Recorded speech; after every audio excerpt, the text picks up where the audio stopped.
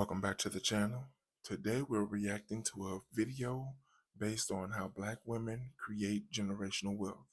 Now before we start this video, I want you to consider checking out my second YouTube channel titled See My Power. The link will be in the description box below. It's the men's version to this YouTube channel. Help me get this video to 1,000 likes, and as always, don't forget to like, share, watch more videos, and subscribe to the channel. Introduce my colleague, my sister, my homie, because most of you guys know I grew up in New York, a great friend, Congresswoman Yvette Clarke from the People's Republic of Brooklyn.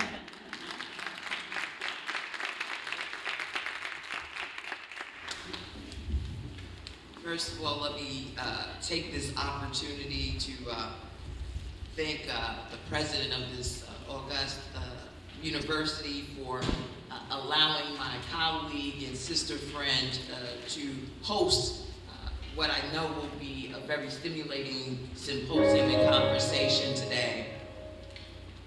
Wow. Y'all got it going on in Chicago.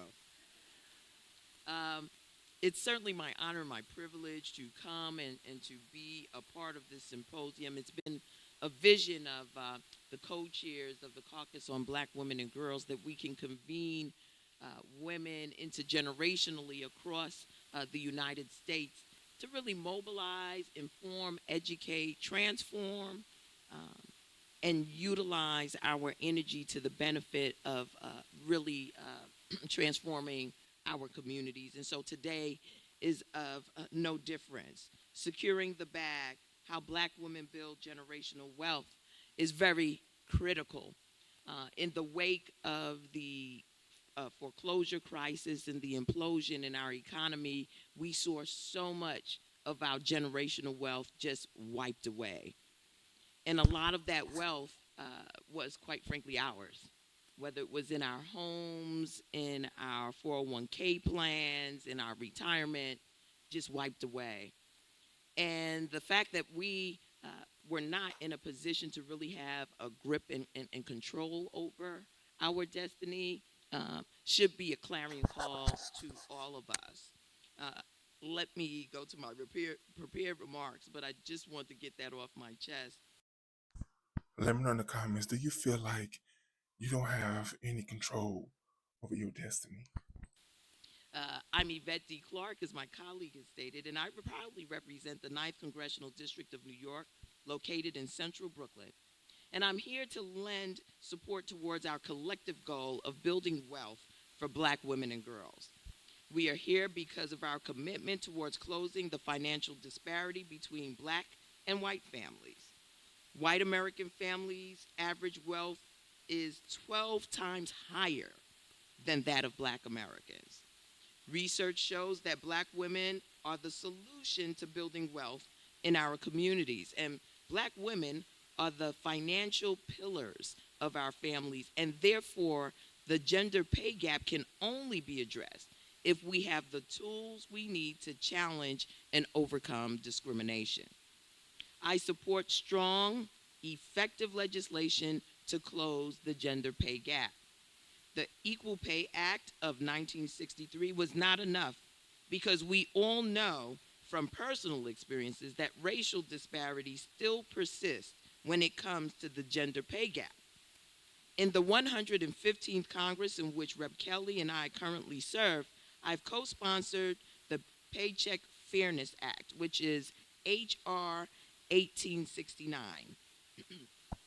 This bill is aimed to helping Black women and children receive the support they need to negotiate for fair wages.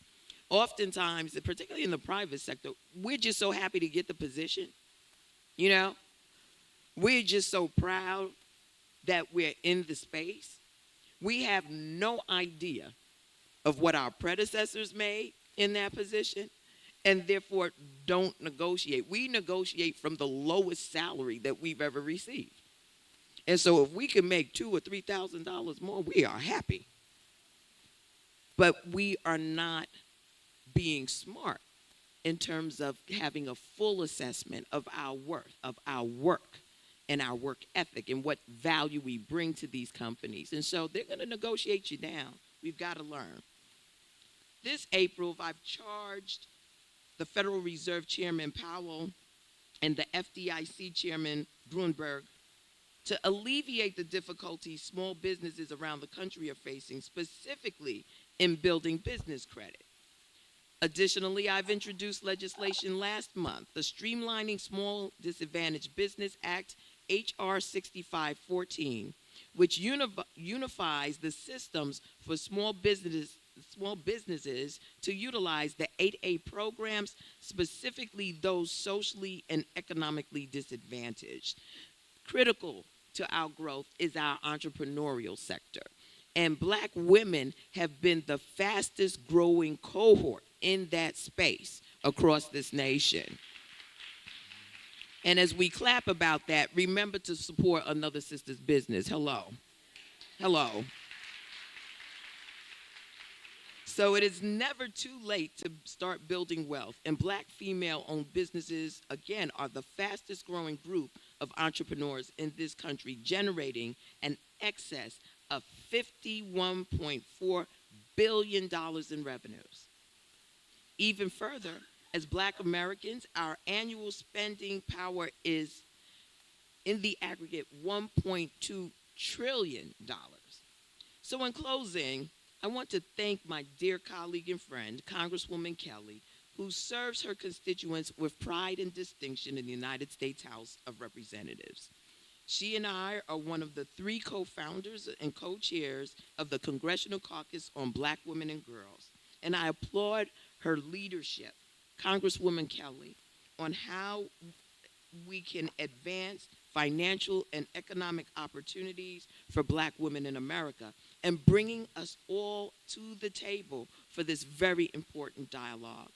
And to my participants in the audience, I encourage you to listen to today's experts to learn how to take advantage of opportunities in real estate and in entrepreneurship so we may access, maintain, expand Black female wealth for ourselves and for generations to come. Succession planning, sisters. Succession planning. I know we all believe we're going to live until Methuselah's age, right? But the reality is that that is a practice that we have not embraced. And so when we're concerned about our children now, we don't think about them moving forward in the future. And when we don't educate our children about finances as well, when they are not as informed, we lose so much in generational wealth. I've seen it in Brooklyn. Some of the most valuable real estate in Brooklyn was owned by Black folk who migrated from the South up to Chicago and then up north. That real estate was not passed on to the descendants of those migrants who sacrificed everything to own in New York City. And unfortunately, what we're seeing is the descendants actually regressing in terms of income, in terms of standard of living. And so it is important that we lift the veil on the economics. For whatever reason, I don't know what it is, that generation just feels like the money is secret. And we can't be that way if we want to make sure that everything we have worked for, everything we have sacrificed for, not despite the discrimination and the disparities, is passed along to our children and grandchildren. I wanted to also just take this opportunity to acknowledge that we have been joined by Ismara from Congresswoman Gwen Moore of Wisconsin's office. She actually drove from Wisconsin to be here with us. Would you just wave your hand? This sister is powerful. She's with us on Capitol Hill, and we want to thank her for driving in. And I yield back the balance of my time. She's letting me reclaim my time. I'd also like to recognize some special people who are able to join us today. Ms. Tasha Brown Cruzat, who is the president of Voices for Illinois Children. If people could just wave their hands. Voices is a premier advocacy organization that champions strong public policy and investment for children throughout the state of Illinois. Marsha Young Cantrella, daughter of Whitney Young, we are honored you are joining us today and sharing your father's legacy. I also want to thank the members of my Black Women and Girls Advisory Group who not only helped shape today's event, but who have been volunteering all morning. And of course, none of this would be possible without my wonderful staff, my deputy, Audra Wilson, and my staffers, Jahan DeBose and Elise Miller. I see you in the back, Luis. I'll give the man a shout out. And now it is my true honor to introduce our keynote speaker, Dory McWhorter, CEO of the YMCA,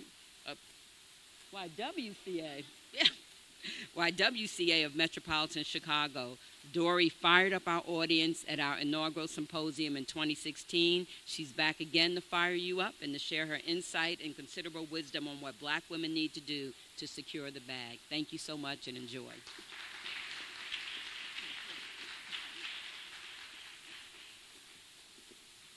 Thank you, Congresswoman Kelly. See, I usually charge people for saying YMCA, but I know her heart, and I know that she knows that we're the YWCA, so I'm going to let her pass. And plus, she's given us the opportunity to have this amazing conversation today. I am so thrilled and just honored, as Congresswoman said, when the Congressional Caucus on Black Women and Girls launched their inaugural event a couple years ago in Chicago, I was so honored to just be a part of that. And when I learned what the topic was today, I begged Audra to let me come back. See, I'm an accountant by background, so while I get the pleasure of leading the YWCA Metropolitan Chicago, I'm still a CPA and fully a CPA nerd. And so I'm just thrilled that we're actually having this conversation because money is a very hard thing for us to talk about.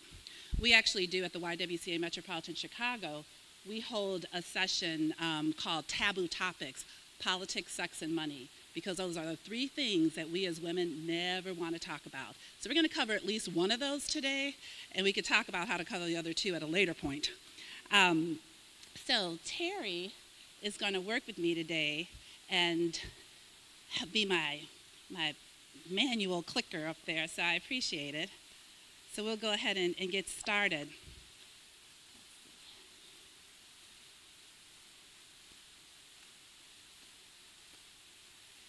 So I'm also, by background, I was a management consultant as well, a management consultant, and we don't do anything without a PowerPoint. And so I just had to just bring one today because particularly when we start talking money and graphics, you are really helpful, in my opinion, to really get to the bottom of that. So as we talk about, I think both of the congresswomen this morning have already hit on the high points relative to this topic around building wealth. And I hope to dig in a little deeper on that because I actually think that this is the time that we can actually think about what we do with our money in ways that were not thought about 20, 30, 40, 50 years ago. And so I believe that we are on the cusp of an opportunity to really change the way things are not only done in this country, but actually in the world. And so I ask you to be open and participate, not only in terms of how you think about what I'm going to say today, but throughout the day as we've really assembled. And I congratulate Audra and the team for just bringing together what I think are just amazing experts in this area to give us a great amount of information. So we'll go on to the next slide, Terry. So I wanted to give you all a little background about myself because, as I mentioned, I'm an accountant, and I spent 20 years in management consulting and still am actually very active in the CPA profession. And I would be remiss if I didn't shout out the fact that we are in Chicago, and Chicago is the place where the first African-American woman CPA was actually licensed in the country. And this year, Mary T. Washington Wiley, so if you're familiar with the firm of Washington, Pittman, and McKeever, she is the founding member of that firm. And she was right here in Chicago, and this is actually the 75th anniversary of her becoming a CPA. So we stand in Chicago with great legacy here, particularly around women and money. And so I just had to say that. But as a business leader, I really focused on how we could leverage the power of business to really actually do good. And I really wanted, when I took this job at the YWCA, I knew of the 140-year-old legacy that we had in serving the community and in racial justice, but I took this opportunity because I believe that I could bring a perspective to the YWCA around how we could further leverage business to really advance our work. We've been at this 140 years. I wanted to see us accelerate the pace of change and want to use every aspect of our marketplace to do so.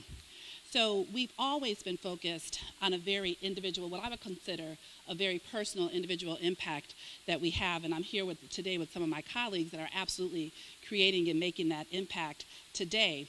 But 5 years ago, when I joined the YWCA as CEO, I started talking about how we could partner differently with both business and government to create different types of programs and services that I believe could have greater economic impact, as well as a different type of impact and actually scale impact in the city. One of the things that we've done, for example, and my colleagues are here as we've now become a small business development center on the south side of Chicago, we launched an e-commerce platform called reshape that allowed merchants, if you think about, I like to call us the Amazon for cause marketing, except they're not worried about us just yet.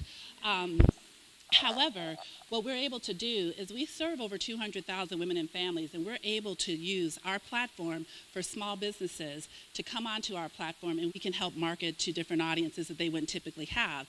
Our reshape actually has received Innovation of the Year from Chicago Tribune in 2015 when we first launched it, and we've seen the impact that that has had on the small businesses there. So that's one example of our partnerships as it relates to business. Another thing that we've done is partner with government in different ways. So we actually, again, in Chicago, became the first city in the country to provide free childcare to veterans with our Tiny Boots program. And so we partnered with the Illinois Department Create a partnership with the like button. Veterans Affairs to make that happen. So we've been thinking very differently around how we can leverage business, how we can lever different types of partnerships to really advance and move the needle on our work.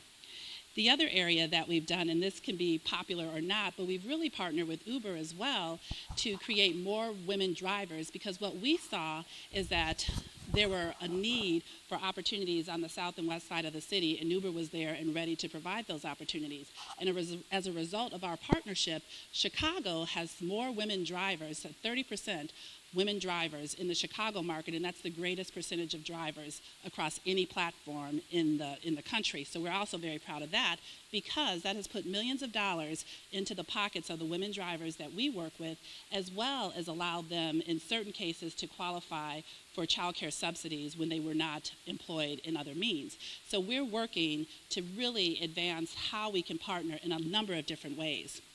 But what we found as we continued to look for opportunities and create partnerships, there was really a struggle. So Terry, this kind of be our cue that we're going to move forward. How about that? Don't think I have a little flick here. I'm just trying to keep us moving.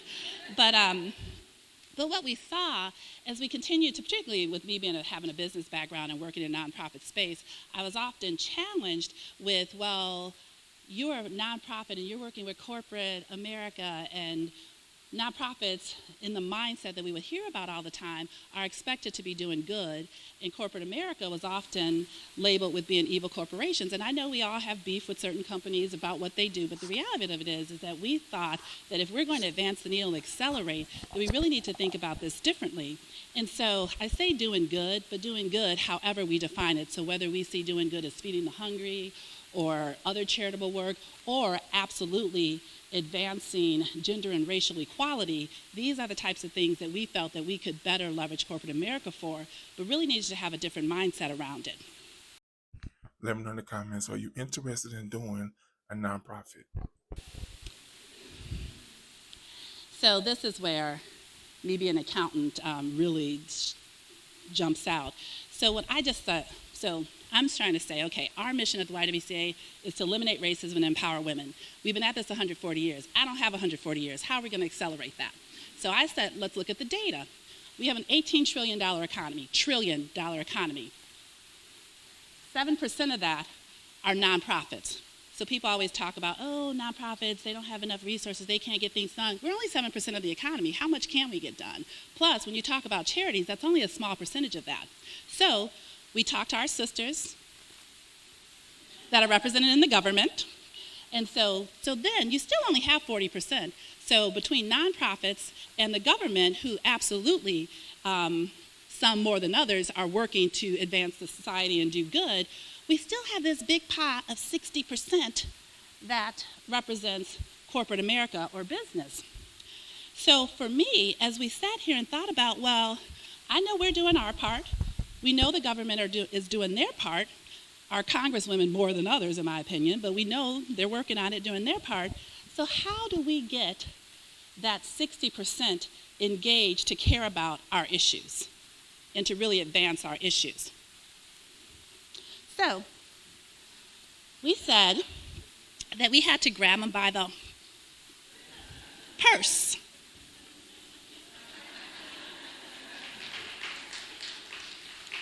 So, and we know this, right? We know that at the end of the day, it's about money.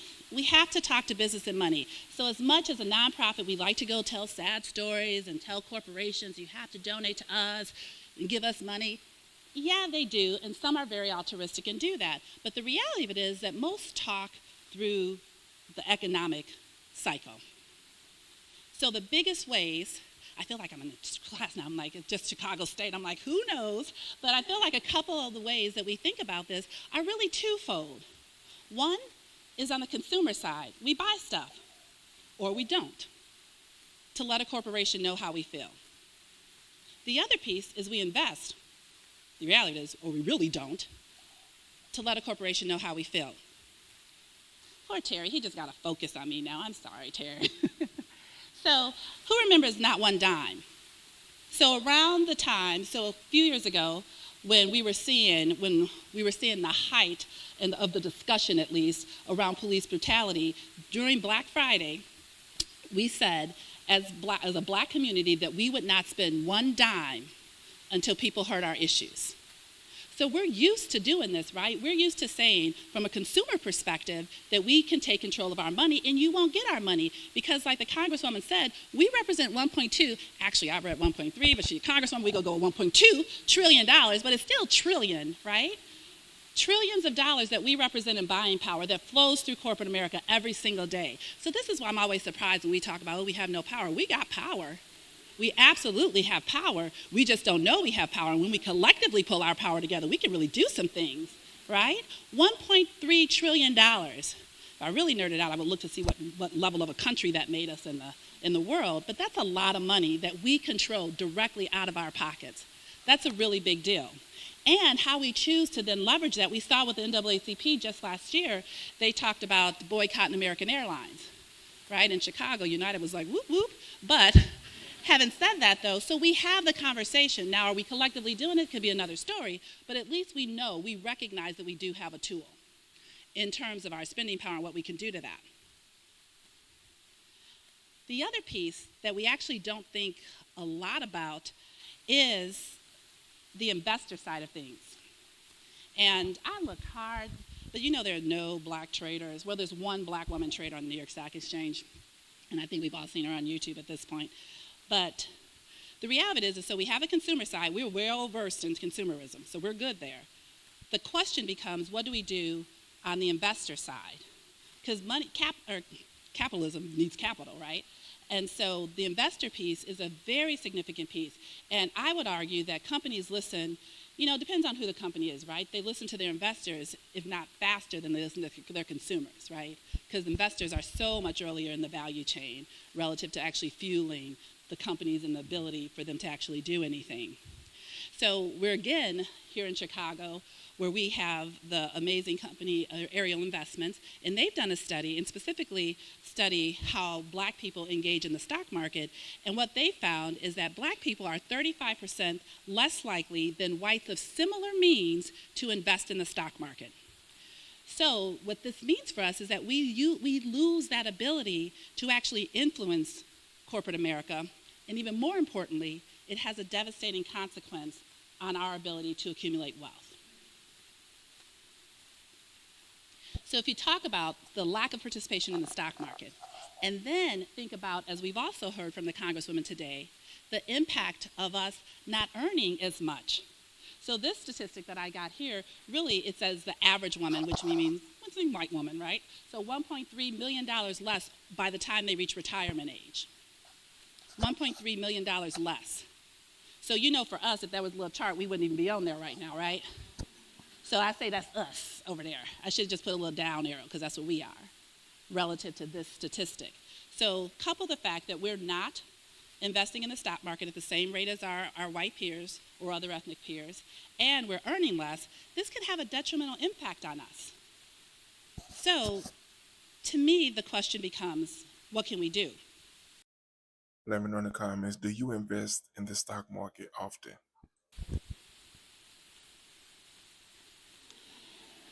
Well, we got to take care of our business, people, right? But the good thing is that we are. We're just starting to do so. We talked about the generational shift. You talked about that, the generational mind shift. We're a part of that. That's happening right now as we speak, as evidenced by your appearance here today, right? It's happening now. The good thing is that Ariel's study also said that this perspective around participating in the stock market is changing. It's changing. And now 67% of black folks are investing. That's huge. Primarily, a lot of that is coming through our participation in our 401k plans and retirement plans, but that's good because now we're cognizant of that fact, and we're learning this and we're doing this. And what's even more important, and I'll just give you a few statistics, y'all may not like it, but I really enjoy this part.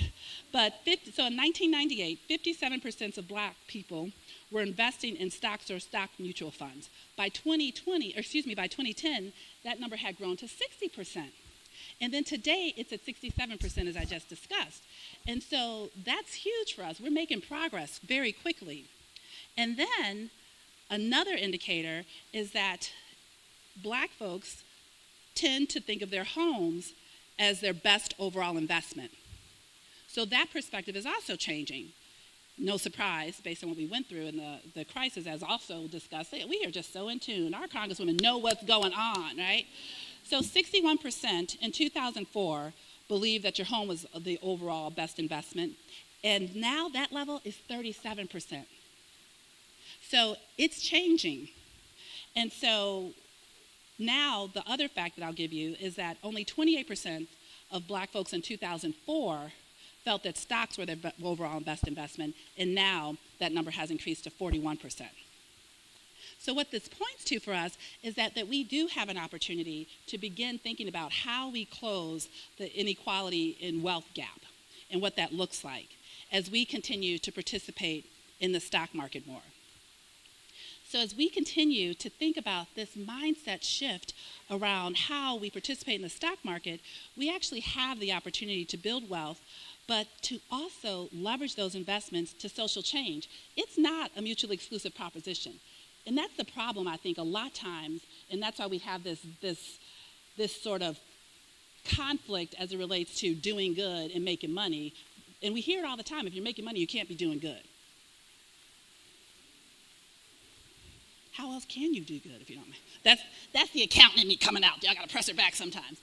So we have this dichotomy in our heads, but I'm here to say, and this is why I started doing this work, that you can absolutely do both. Absolutely do both. So, Terry, so the reality is that we are living in an environment where we have an opportunity to align our values and our money. We do that. We don't talk about it like that, but we already do that. When we talk about consumer spending, we talked about supporting black businesses, right? Because we believe in black businesses, so that's already our values coming through our spending habits. That's one way. But again, we can also do that from an investment way. We think about it too. When you talk about alignments of values and money, I actually think about that's another way, that's an accountant's way of describing tithing, for example, right? So don't go to church and say, Pastor Dory said I don't have to tithe, I just got to invest. Now, don't put that on me. However, but this concept isn't foreign to us as black people at all. We are used to putting our money with our values. It's now just becoming more in vogue as we're starting to see that come into the investment space. And so what we hear a lot of different terms for this. We hear socially responsible investing, impact investing, ESG, environmental social governance. So we hear all of these terms just to talk about what we've been doing all the time is putting your money where your mouth is, right? Be sure to write those different terms down and look them up if you don't quite understand them. It's just another way of doing it. But the thing about doing it this way is that you have this whole corporate segment that you can actually influence by doing that. So the piece that's also important and why corporations are paying attention to this is that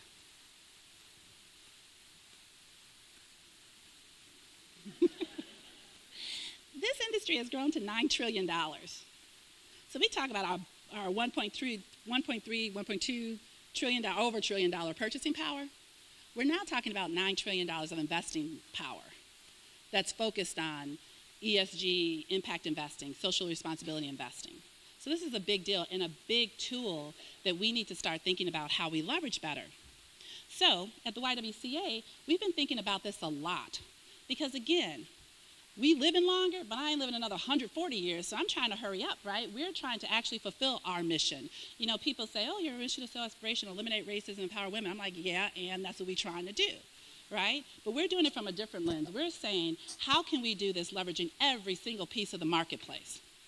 So in Chicago, my colleagues in the back are actually the brainchilds behind this and making sure that we connected on this. We're actually launching an investment product that absolutely combines what we care about as women and people of color to corporations. You all are hearing it first. As we speak, it's getting seeded right now to trade on Monday. So the fact is that the YWCA, we're not playing. We're not trying to just, we love doing the social, technically we don't love doing all the services we do because that means we're doing hard work. That means things are happening in the community. But as long as we need to, we're gonna do those things. But we also need to mess with this marketplace. We can't act like that we're gonna do all this work here. We've been doing that for 140 years. We need to impact the marketplace and the system level as well. We need to do both. Drop the bottled water on that. We need to do both, and I mean it, right? The bottle fell. So, but we need to do both, and it's important that we do both because if we sit here in this whole marketplace and say we're just gonna work with this over here, we're missing out on an opportunity to actually create systemic change throughout the entire thing that absolutely fuels the engines that we're talking about. So we worked in partnership with an organization called Impact Shares to create an exchange-traded fund on the New York Stock Exchange to focus on the issues that we care about. How we did this is that we actually took 19 different criteria. So they go with everything you've heard about, women on boards. And what's so unique about ours is women on boards and people of color. So we're trying to do both. I don't have time, we're trying to do both. So women on boards, people of color on boards. We're looking at that information. Women on boards, people of color in leadership. Women on board, people of color, women in leadership, as well as percentage of participation of women in the workforce. So this is how we get the large retailers too. So we're looking at that. So that's one element. Then we're saying, what are you doing with your workforce? Are you providing paid time off? All the things that you all are fighting for us in Congress for every day. Are you providing paid time off? Are you providing equal pay? We need Congress to enforce these laws for us, but they could do it anyway. They're choosing not to. So we're going to get them from all sides. We're saying, hey, we need you to follow regulations, and we also need you, because we're going to be your investors, telling you that these things matter to us. People pay attention when they understand what matters to who they're getting their money from. And so we're saying these things matter. So we're looking at not only the leadership of the organization, so we start to say women in power, we're also talking about empowering all women. So we're also looking at, so paid time off, equal pay, there's 19 of them. I don't have them all committed to memory yet. However, there's a lot. And the reason is because we can then, and we have already leveraged the data to rank companies and say who's doing well and who isn't. And this information actually just went live. Another Chicago company, Morningstar, published the index to say who's doing it and who's not.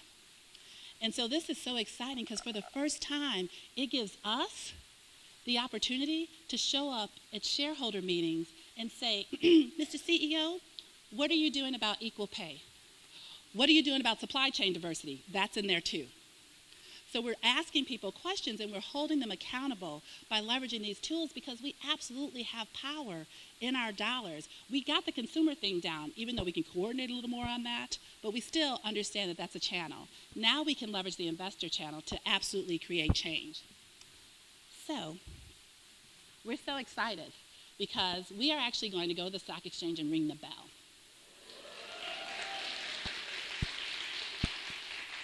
And I invite our congresswomen to join us because what's going to happen is that black women are going to take over Wall Street.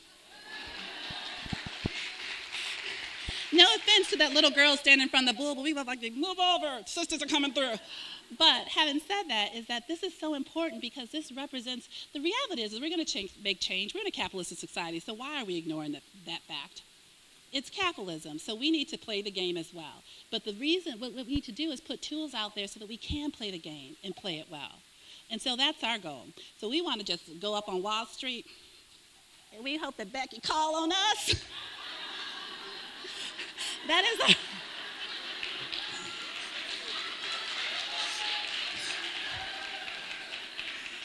We just want to be, there's some black women up here ringing bells. No, I ain't used to seeing that, and that's okay, because we're going to make it a regular thing. Actually, last month, the NAACP launched their Minority Empowerment Index. So we're starting to say, where are we? Leverage the capital market. We're lucky that we have Reverend Jackson here with Rainbow Push and his Wall Street project that he's been working on, talking to companies in a different way, but we needed to go a step further. We needed to actually become shareholders. And so this is the way we're going to do that. And we're creating products that are accessible and investable, and I'm not giving you investment advice. Talk to your brokers about it, but I'm just saying that we need to understand what's out there because we have the power to shape what's out there, and we have a power to participate in that. So the last thing that I'll say is that at the YWCA, that we have a little saying that says doesn't work without the W. We're going to prove that to Wall Street as well. So thank you.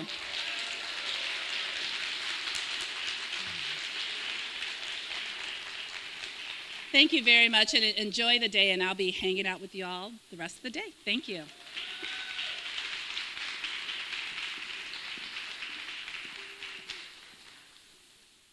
All right. Thank you, ladies. Good morning again. I am Audra Wilson. I'm the Deputy Chief of Staff for Congresswoman Robin Kelly, and so thank you so much for being here.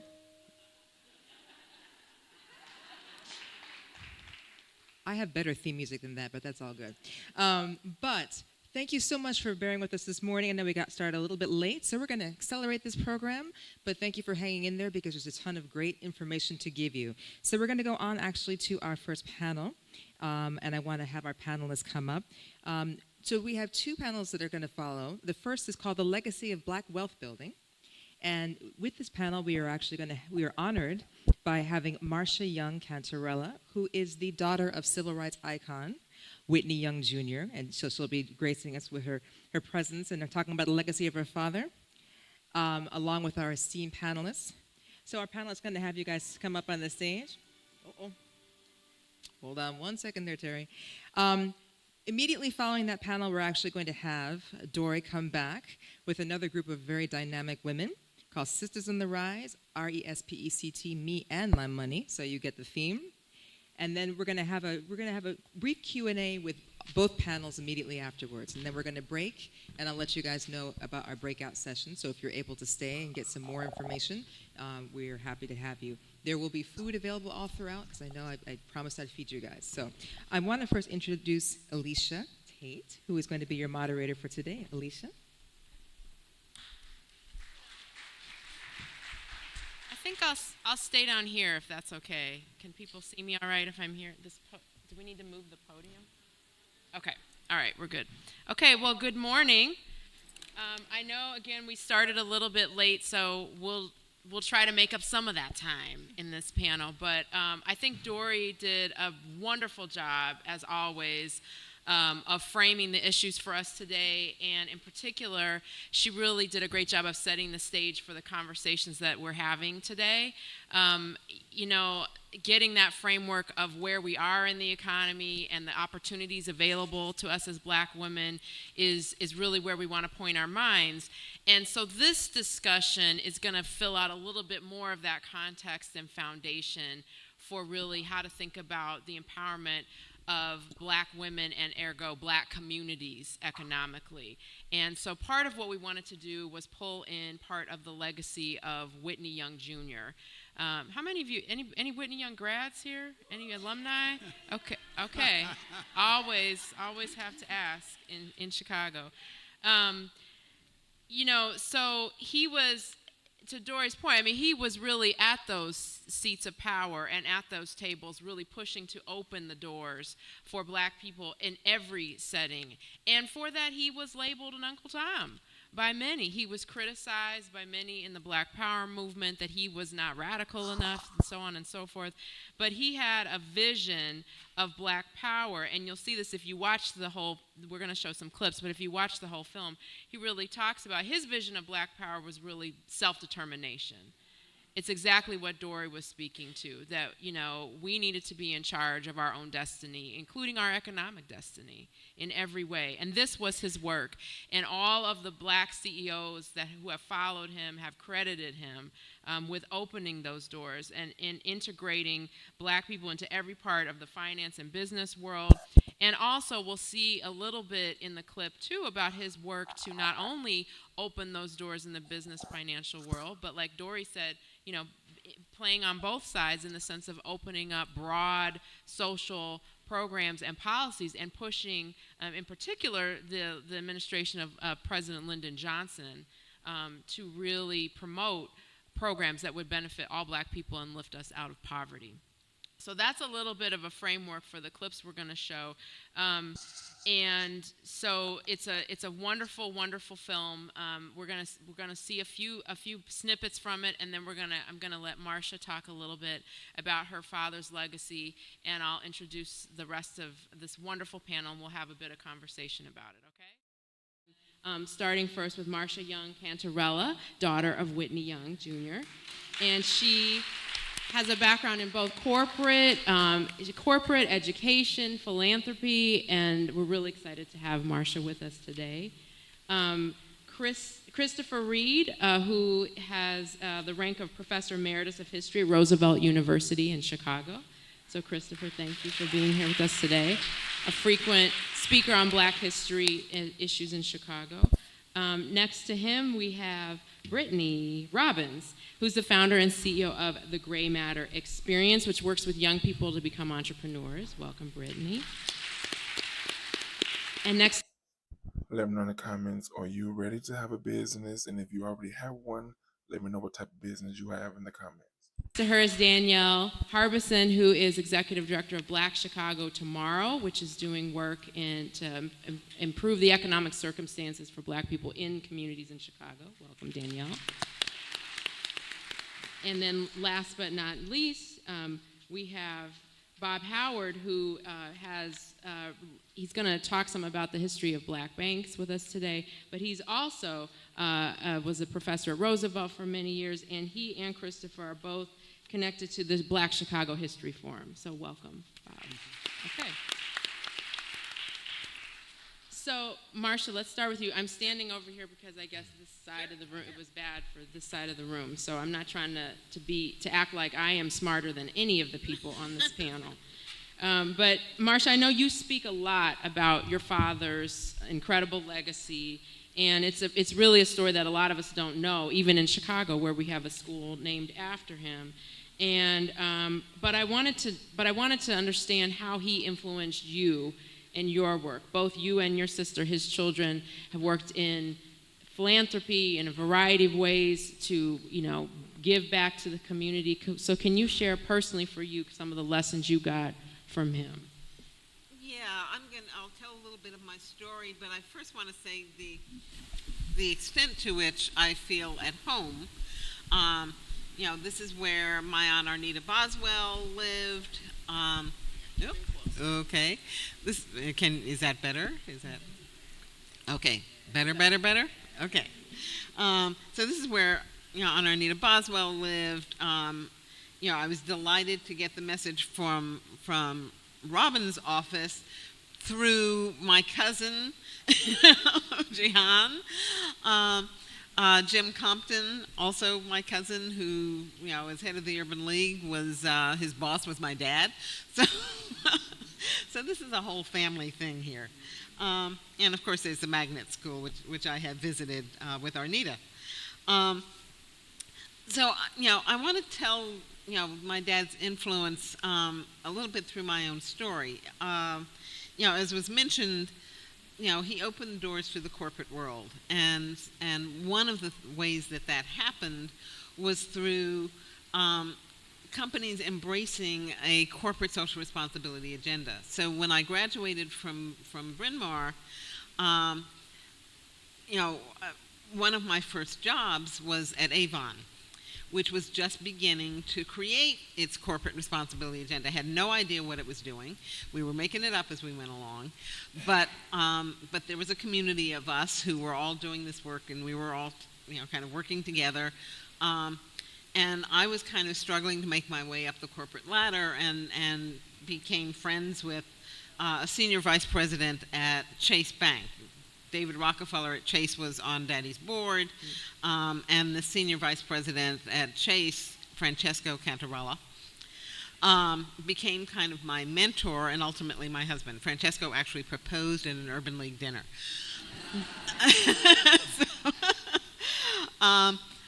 But he's the one who taught me how to navigate this white male space, right? Make sure you pay attention to that part, because mentorship is very important. So we are, an interracial and integrated family. But he had to teach me how to do that stuff, because I had no clue.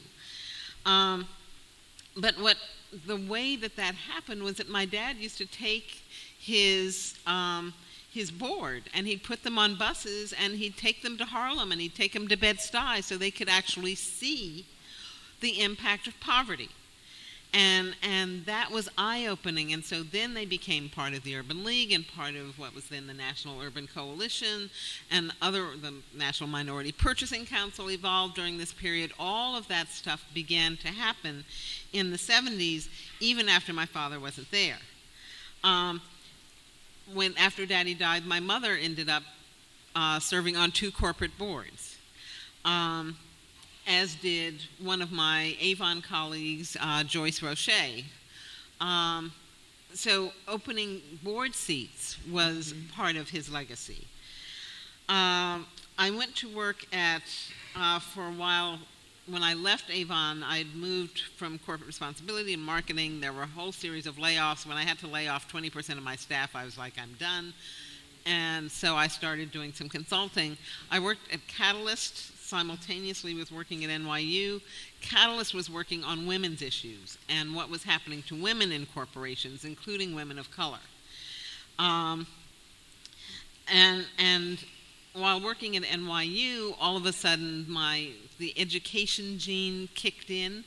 The fact that I had grown up, I spent my summers on the Lincoln Institute campus, that I'd spent, part of my life at the Atlanta University campus. This felt like home.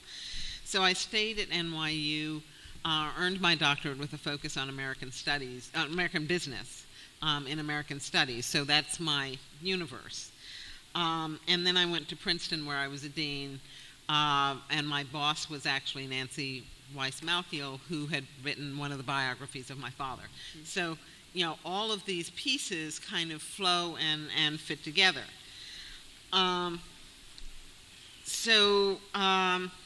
One of the things I also did in my corporate life is that the whole question of equal pay and the impact on people in corporations was a result of Daddy's work and the Equal Employment Opportunity Act and the Equal Pay Act. I had enough political science knowledge to write what sounded like a very legal memo to my senior colleagues at Avon about our vulnerabilities as a company. And one outcome was that a bunch of us got raises, right? So I took that information to them and that data to them and said, yeah, this is what we look like, and here's what it could cost you, right? So we have these ways of empowering people and getting information to people. I can stop there, or I can go on. Well, let me ask. I mean, you mentioned in your own life and work how you've specifically focused on Black women and opportunities for Black women. Mm-hmm. Any other lessons from your father's legacy that you think are specifically applicable for us as Black women? Well, I think one of the things that also, all of this legislation happened at the same time, right? So the Equal Pay Act and also Title IX were in the same year. Right after, enacted right after Daddy's death. And President Nixon actually spoke at Daddy's funeral. So there was some softening there that made it possible for that legislation to happen the year after Daddy died. Title IX, people think of it now in terms of sexual harassment. Mm-hmm. But it also, and maybe primarily, was meant to make sure that women had equal opportunity in terms of athletics. And what that did in terms of a sense of women's empowerment, I think we're now at a place where we're seeing some of the ramifications of that. When I was a dean at Princeton, part of my job was to groom students for things like the Rhodes and Marshall and Fulbright and stuff. The Rhodes was a fellowship that was created for white men scholar athletes, right? Eventually they dropped the white men part, and then after Title IX they dropped the scholar athlete part. So because they assumed that women wouldn't be able to compete on that level. Well, the year I left Princeton, I had 4 Rhodeses and 3 Marshalls, and that was the moment for me to leave because that was never going to happen again. And 4 of those were women, and they could have competed on the scholar athlete platform, right? So there is this women's empowerment that, in a subtle way, Title IX helped to create. Do you believe in women empowerment? My father spoke at my college graduation, and our class was an activist class. We were turning things upside down at that campus. But I think it's no accident that one of the people who was turning things upside down was Drew Faust. Drew Faust has just left the presidency of Harvard with 4 Black women deans, right? So there was that impact. As I said, there are women who are serving on boards now that never would have happened if my mother hadn't been able to serve on boards, primarily because she was the widow. And that was a lot of women who went on to boards and other positions because they were the widows of. But once they opened that door, then it became a question of power. And the last thing was, in the presentation previously, we saw where the dollar value of the Black community is now being recognized. When in the 60s and early 70s, there was a guy named D. Park Gibson who was a public relations guy. He wrote a book called The $3 Billion Negro about the purchasing power. We're now looking at $9 trillion, right? And paying attention to that and opening that possibility was work my father did, as well as opening the doors to institutions of higher education, where, he grew up with powerful women. His sisters and his mother, he was always surrounded by powerful women. And what women have done in taking advantage of those opportunities has been extraordinary. So, I think, he laid that groundwork. He allowed leadership to develop. He allowed me to be he was very good about, taking me with him to events. I stood up. He put me in a position to argue with the Undersecretary of State about the Vietnam War because Daddy couldn't take a position on the Vietnam War. But I had been at teach-ins at Bryn Mawr, so I knew about the Vietnam War. Daddy just said, "Here's what my daughter thinks," and then he left me. So I always had that sense of empowerment. And so that's, and my sister heads the Colorado Women's Foundation. And Congresswoman Clark, I have got to introduce you to my stepdaughter, Mara, also a graduate of Bryn Mawr, who led a panel at Bryn Mawr wearing her Nasty Woman t-shirt. She is in Brooklyn. She is a political animal, and she needs to know you. Okay, thank you, Marcia. Thank you. And I want to move on to Christopher. I neglected to also say, though, that I'm here representing the leadership team of Chicago African Americans in Philanthropy, and we would love to have any of you join us as members. It's a group that's really dedicated to looking at just how we increase investments in our communities, and I left information on the table, or you can talk to me after. But I love how you connected, Marcia, all the different worlds, the policy world, the corporate world, the community world.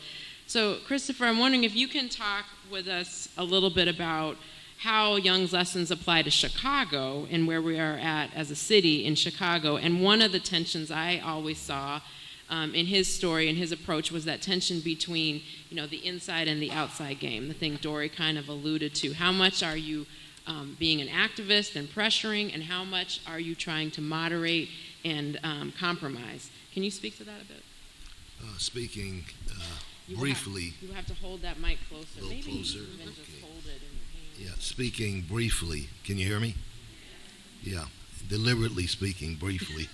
Just a couple of minutes. I want to share our time with Bob Howard.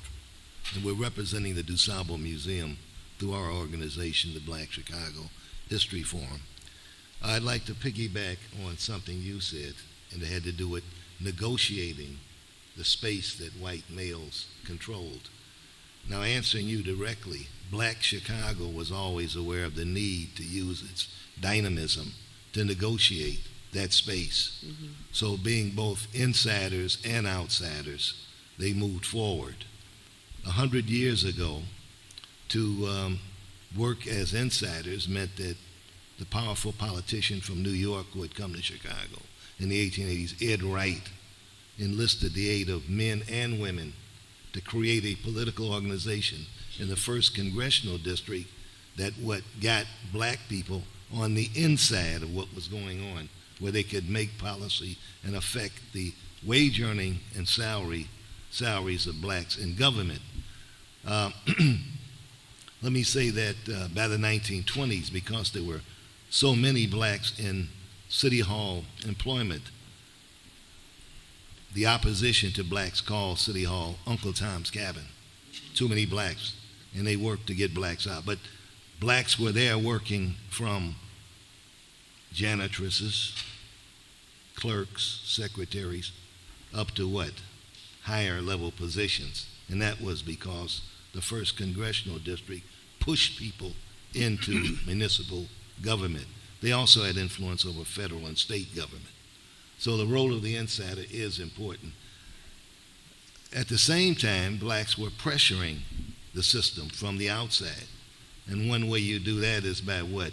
Increasing your power as consumers. Your electoral block has to be strong. That was being done. And in talking about women increasing their purchasing power, we have to look at 3 organizations in Chicago. I'm going to be very brief. I'll just mention Annie Malone with her Poro College. And if you've been over on King Drive and you've seen the new Defender building, think in terms of that half of that block being owned by a black woman out of Indianapolis. Now, when Annie Malone came here, teaching women how to make money from making beautiful women already more beautiful at beauty shops, okay?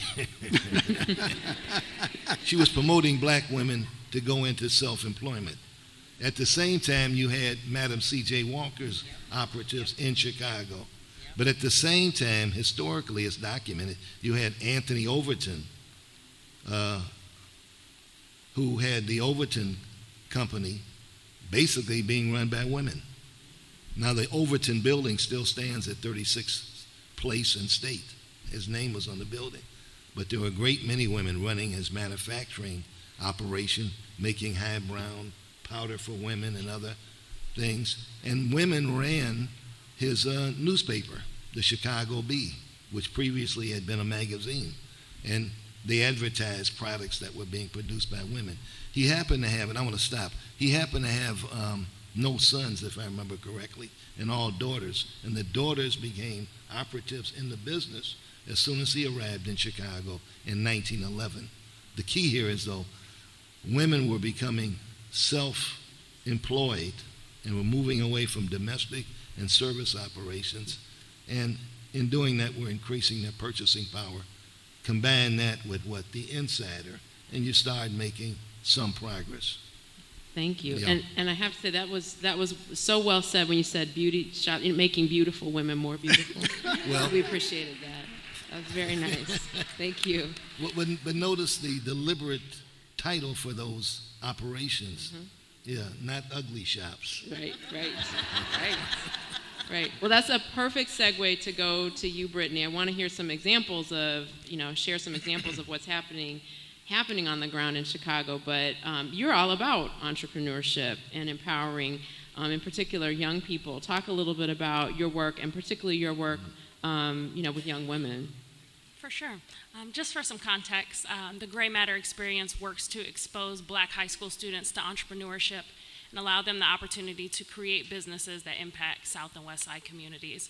So we've been doing this work since 2016 and really truly believe that it is our job as a community to empower our youth to get ready and prepare them to have a seat at the table and really equip them with the knowledge that a lot of us are just learning, right, about our communities, about our purchasing power, about the opportunities that exist for us to create and empower our own communities.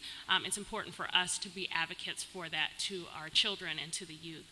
So a lot of the work that Gray Matter does is really the same knowledge that we're learning today about our purchasing power and about investing in stocks and about creating wealth and generational wealth, teaching that to our students very early on and really empowering them to take that knowledge and create businesses that in turn will allow them to employ people of their communities and really help create economic stability within underserved and Black and brown communities across the city. And so a lot of our constituents, a lot of our students are women and young girls from across the city. I think 55% of our students are women and girls, and so a lot of what we do is really empowering them to, again, have a seat at the table and equip them with knowledge, resources, and access to be able to withstand the economy that we're building, in addition to creating an opportunity for them to meet mentors and see people that look like them doing the work, and really empowering them to understand that this is an opportunity for them to take, not when they get a certain age, not when they have a certain income level, not when they reach a certain education status, but that's something they can do right now on the ground, and really creating a community where we can help them build that, so that in turn we see businesses that are created within our Black communities being able to withstand economic stability, being able to create sustainability for their families, and being able to provide that generational wealth that we all talk about. Can you give us a couple of examples of some of the business ideas that they are creating or working to create? Yeah, so last fall we launched 2 businesses. The first one is called Lip Locker. It's an organic do-it-yourself lipstick company for minority women. But the most powerful one is Recruiteen, and so it's a GPS-enabled app that allows teens to find jobs within their communities. And so they're really trying to target and focus on the unemployment rate for Black teens, and really giving them opportunities to have that first job and start building jobs within their communities. This fall we'll be launching an additional 6 businesses that range from Black business directories, allowing Black businesses to have an online presence, to a teen business directory that's allowing teens to have access to a new market of customers. We have a cryptocurrency Bitcoin trading app that allows teens to trade digitally within one digital wallet, and a couple others that are coming out of the program. And so we're continuing to try to equip our students with, like I said, knowledge, resource, and access to have a seat at the table, early on. Out of the plethora of businesses that she has listed off, Let me know in the comments the ones that you are familiar with. How can people here help support what you're doing? Yes, absolutely. We have tons of volunteer opportunities, tons of mentor opportunities, and tons of opportunity for you to donate and give into these students' businesses and to the organization. You can visit our website, which is graymatterexperience.com. That's gray with an A, or find me after, and I'm happy to give you guys more information. And just a quick plug, we will be opening applications up for our next cohort of students mid-September. So if you know a high school student between the ages of 15 or 18 or a freshman to senior, please do direct them to our website to apply, because it really is a fantastic opportunity for students to really get in on the ground level and learn about their power as a teenager and what they can do here and now. Awesome, thank you. Yeah. So, okay, Danielle, take us back to the community aspect of this. Talk a little bit about Black Chicago Tomorrow, what you're doing in specific communities to really increase community assets overall and increase that self-determination in those communities. So I think I'm Danielle, and I run an organization called Black Chicago Tomorrow. Our focus, or our vision, is creating vibrant African American communities here in Chicago that contribute to and also benefit from kind of the regional economy. So the vision statement talks a lot about economics. The fundamentals of how we go about doing this work is broader than pure economics. So we actually believe there's kind of 6 things that kind of get you back to that kind of thriving economic component. You do have to obviously think about generational wealth transfer and how people are generating that wealth. You have to think about where people have access to jobs. So what can we do not only in the community, but where there is an epicenter of where those jobs, or I should say typically higher paying jobs, are located. And in this city, that's downtown. But we also have to think about how the community looks, and so the infrastructure, how are we connecting people not only within that community, but how are we connecting them to the surrounding community? So access to transportation, bus lines, metro stations, all of those things are extremely important. So we think about economics, we think about community development, we think about the family structure. So one of the things that I'll talk a little bit about is obviously most of the families that are on the west and the south side are being led by females, whether that be the mom or that be an aunt or be a grandmother. And so we have to think very much about the support structures that are in place to allow people to be successful.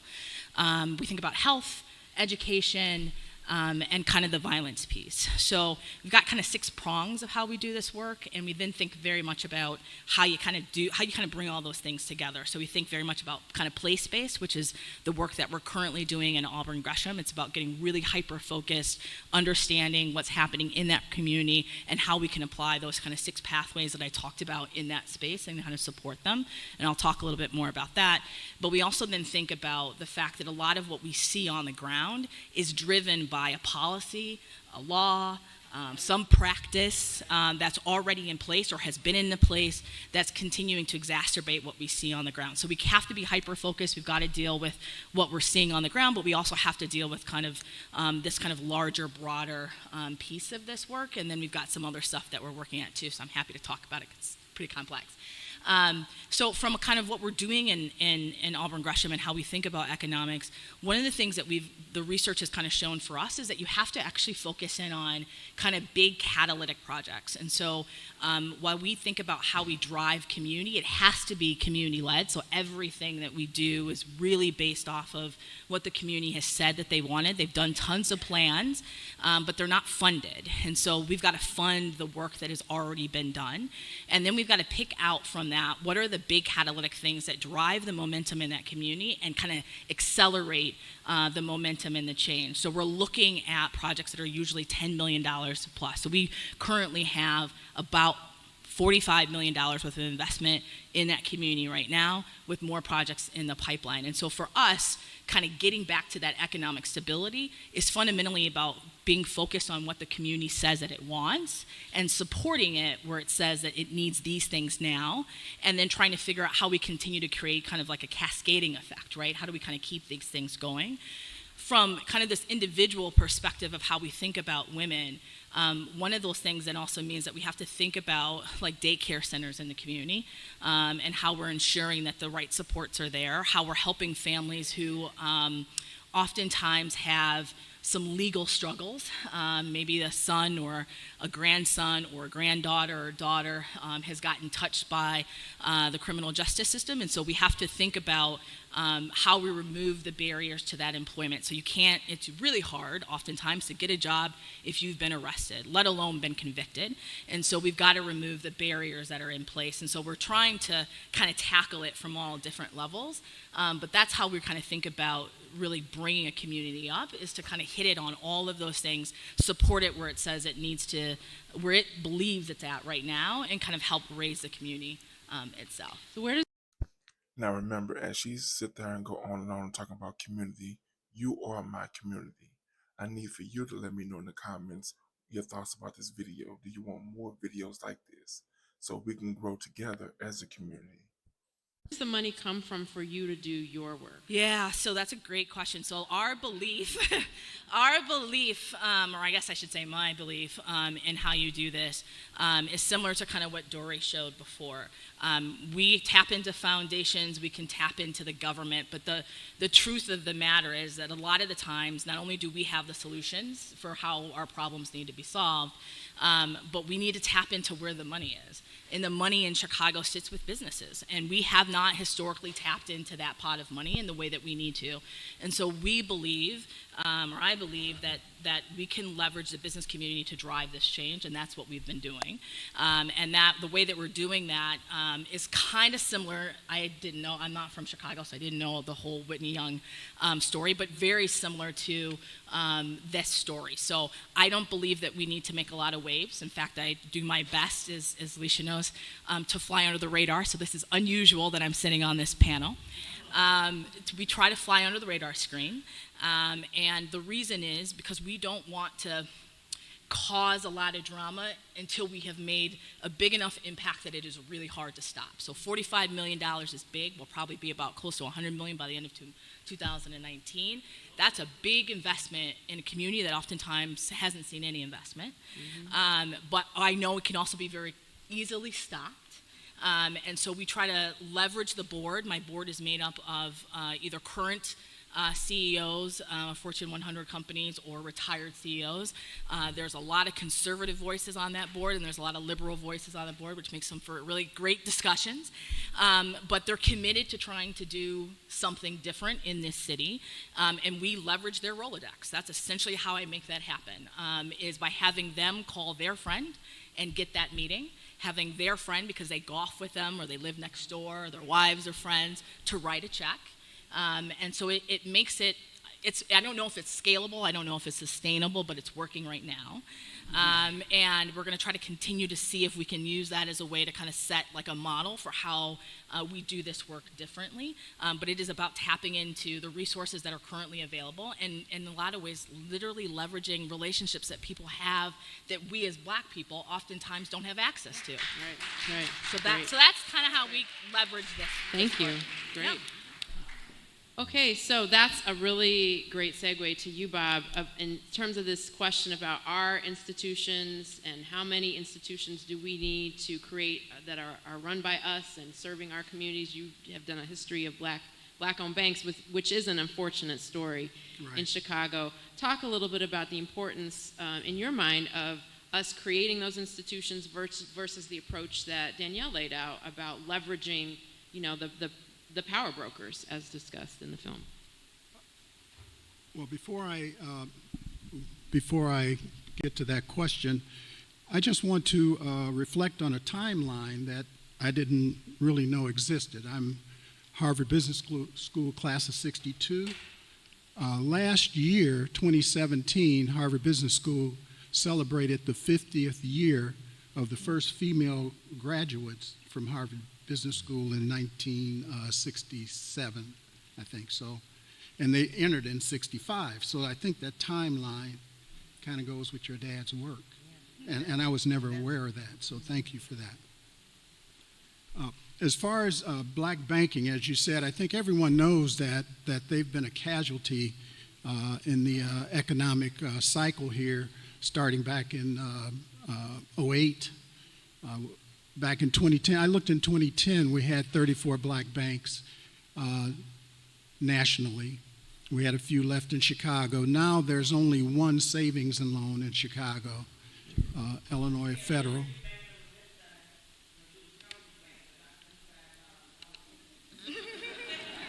It's not listed as black owned and black operated, which means it had to be 50%, 51% ownership. Okay. But that may So be the case. Very few. Very few in the nation. There are only 18 left in the nation.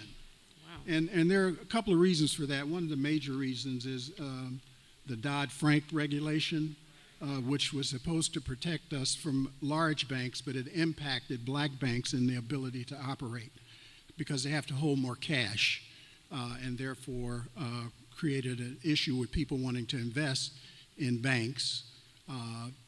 And the other issue is that with the interest rates being so low, at a zero interest rate, that investors don't want to open up new banks.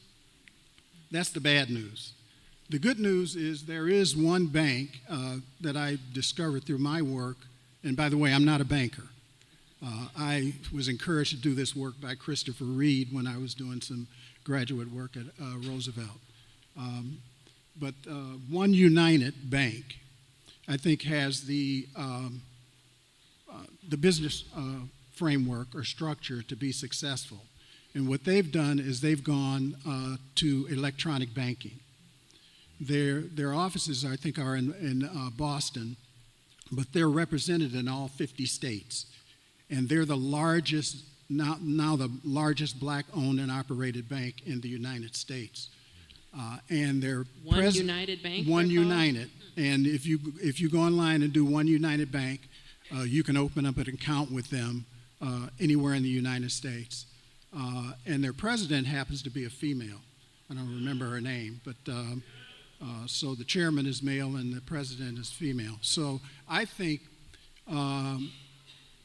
the way the economy is set up now, as the speaker for the Y said, in order to be successful, you have to be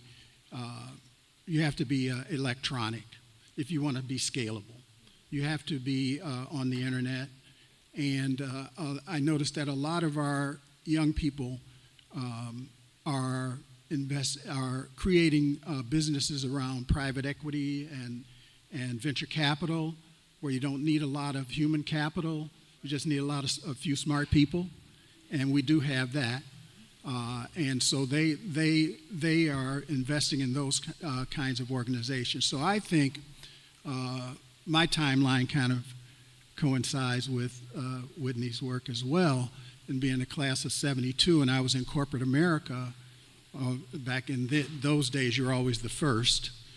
So I was the first senior VP for Payless Shoes, ran the Boys and Girls Club of Chicago. So I think that I tend to focus on the inside and the ability to negotiate and to work behind the scenes promoting people like me. I always had an executive assistant that looked just like me.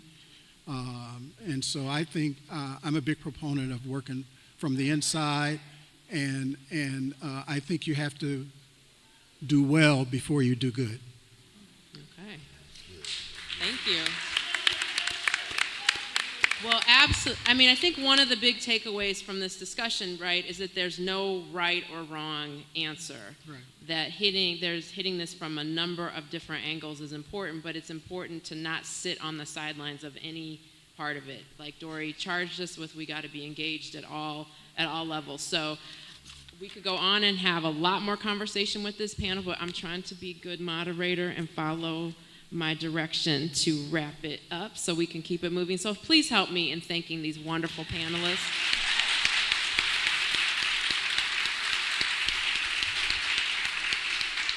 And with that, we're going to transition to our next panel, and then I think have some Q&A for both panels.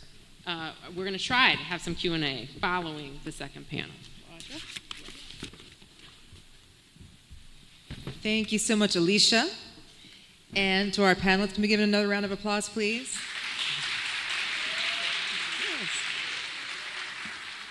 And we really felt that it was important not only to be able to celebrate the legacy of Whitney Young Jr., to make sure you had the historical background and understanding, because it's really important to know from where we've come to figure out where we're going to go. So I'm now going to bring up our second panel, who will be moderated by our dynamic keynote speaker, Ms. Dory McWhorter.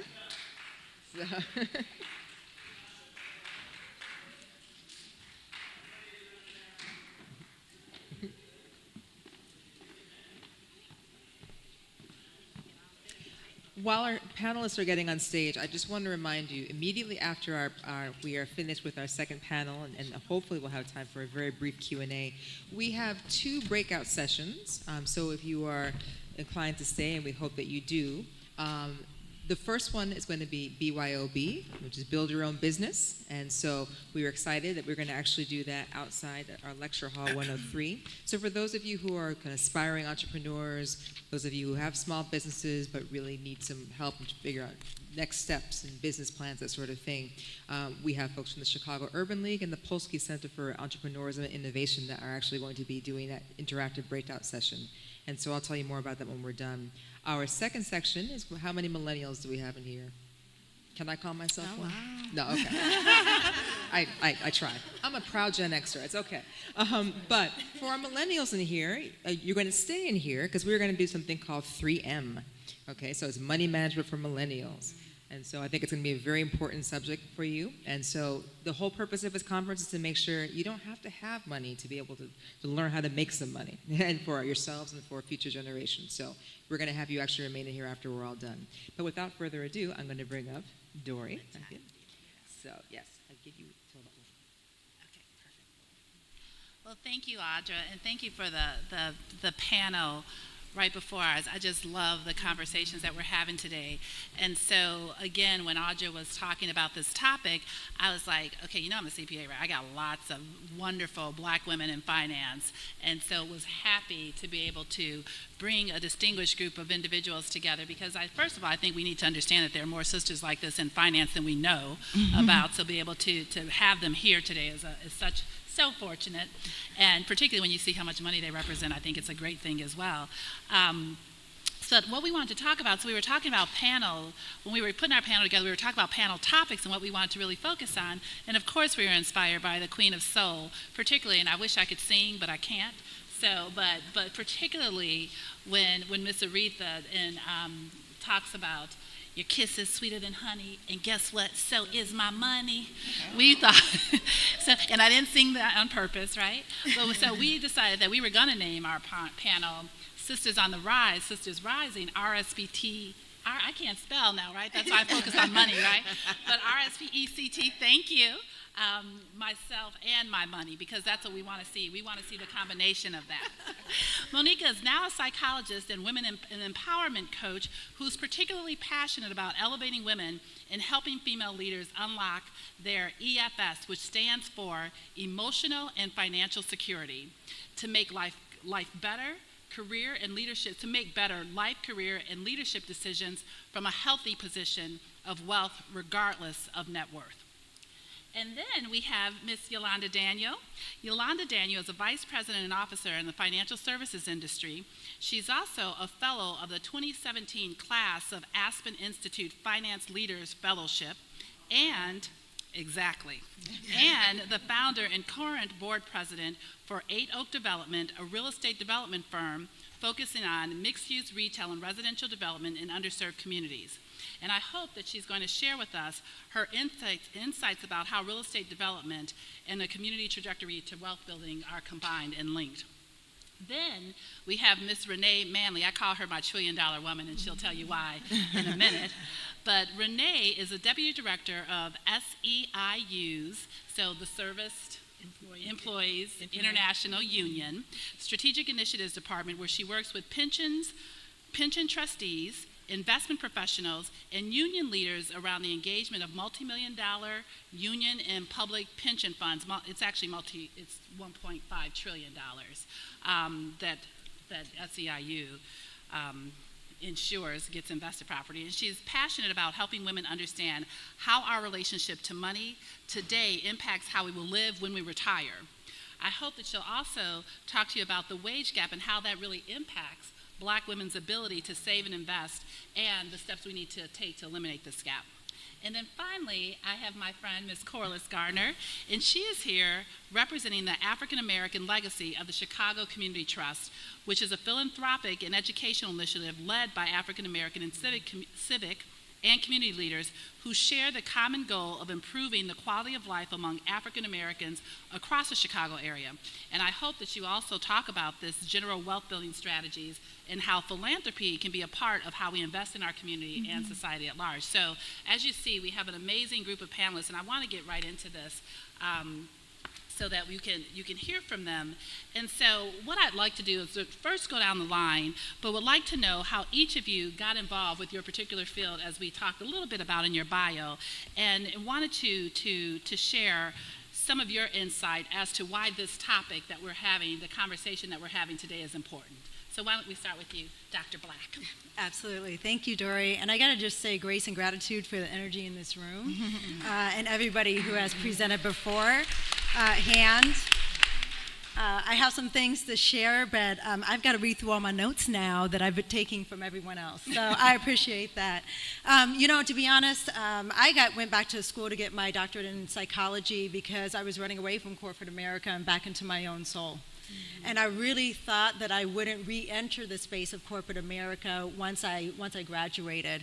But that's exactly where life took me, and then into finance, of all things. And so I just want to share this portion of a story. We were actually in New York at a focus group with about 15 high net worth, on average, 35 million.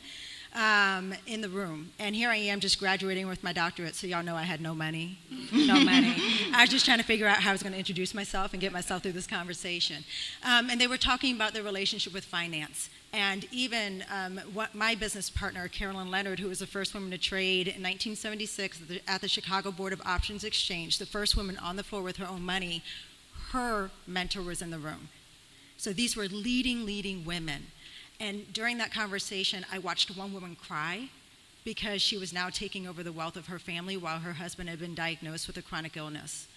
I watched another woman stand up and just with sheer frustration talk about the fact that they couldn't find a financial advisor that would treat them with respect, even though she was one of the founding members of Goldman Sachs, founding partners of Goldman Sachs, and had all the knowledge in the world, but was treated as if, oh, sweetie, we'll take care of your money for you. I watched a third woman stand up and talk about the fact that ever since she was young, she had always been told that money was a man's game. And so in that room, they sat around the table and said, this problem is big, it's multi-pronged, I don't know what we're going to do about this. And of course, the little psychologist in me said, I know exactly what we're going to do about this. And so we started talking about the emotional before the behavioral side of finance. And that's really how I got into this. And so never did I think that I'd be back doing work with corporate America and in great partnership with corporate America, as Dory has mentioned, that we've got to find those levers and those bridges and make them happen, but also to bring a model that will put some soul back into the conversation of finance and money. Thank you, Monica. So Yolanda, I want to talk about, you have a wide range of financial expertise to pull from, but I want to hone in on your real estate development and then hear why you specifically chose real estate as a pathway to wealth building. We know that the GI Bill allowed a lot of folks, not always our folks, to acquire homes and then leverage those homes to build wealth, and not only build wealth, but then transition that wealth to their seeds, and create that generational wealth. So I want to hear about why you're focused specifically around the real estate development area, and then any other pieces you want to share with us. Certainly. So when I think about wealth and wealth building, there's think of it as a house, and underneath the house is the foundation, and you have all of the policies, federal, state, local policies that impact tax laws and other property ownership and things like that. Sitting on top of that foundation, you have what I call community wealth. So that is the distributed wealth amongst all of us as citizens of this country afforded to us. Medicare, Social Security, those kinds of things. The second tier are community health areas, and that's where you have nonprofits that we just heard of recently that help you provide a hand up to individuals. It's also public education and things like that. And then finally, it's individual wealth, and that's where I think of things in terms of the 3 I's. So there is inheritance that Dory talked about, and I'll speak a little bit about that. There is inheritance, there's your income, so what employment you have or what career you've chosen, and then the dynamics underneath that, which we talked about earlier, income disparity, doing the same work for different wages and those issues. And then finally, investments. So how you invest in yourself, individuals, your businesses, and then there's real estate. And historically, as Dory had mentioned, well, even before the GI Bill, we weren't even in many areas allowed to even own property. So let's just even start there. I'm from the South, and where there were a plethora of plantations, and even to this day, the legacy of land ownership has passed on and on and on to descendants of those who were not directly in our family. So we didn't control the land. And then you have opportunities for us in terms of real estate investment post the redlining period of the GI Bill, which allowed stipends or low-interest loans to be afforded to individuals, whites, not blacks, not Hispanics, not Japanese, not immigrants even, who came into the country. But what that GI Bill allowed was to provide one of the predominant ways in which wealth was built in the United States. So it allowed for individuals to pass down home ownership. It allowed to create equity and therefore create wealth within communities that don't necessarily look like us. So what real estate allows us to do, well, land ownership, first of all, is one of the core wealth contributors in the United States. And what land ownership does allows you to also create wealth through real estate development, which is a very keen interest of mine. My approach to it is that you look at it from a triangular partnership. So you have government, you have business, and then you have individuals as well, all together who combine. I don't know if you've heard of purpose-built communities, but these are communities that look at, similar to what the young lady here was just describing to us, but you look at education in a community, you look at health and wellness in the community, and then you look at home ownership, that being mixed use, retail, mixed use housing, different levels of income that allows people to have affordable housing, as well as your top dollar housing. So it's looking at bringing all those interests together with the common belief that you can do well by doing good. You can bring communities together, bringing together different kinds of people, but all wanting to have a rich and fulfilling life in order to have great educational opportunities for the kids, to be able to walk the neighborhoods and, after dinner, after, you eat 10 slices of German chocolate cake and know that you can walk off those calories, but also have affordable health care in the neighborhood that's close to you.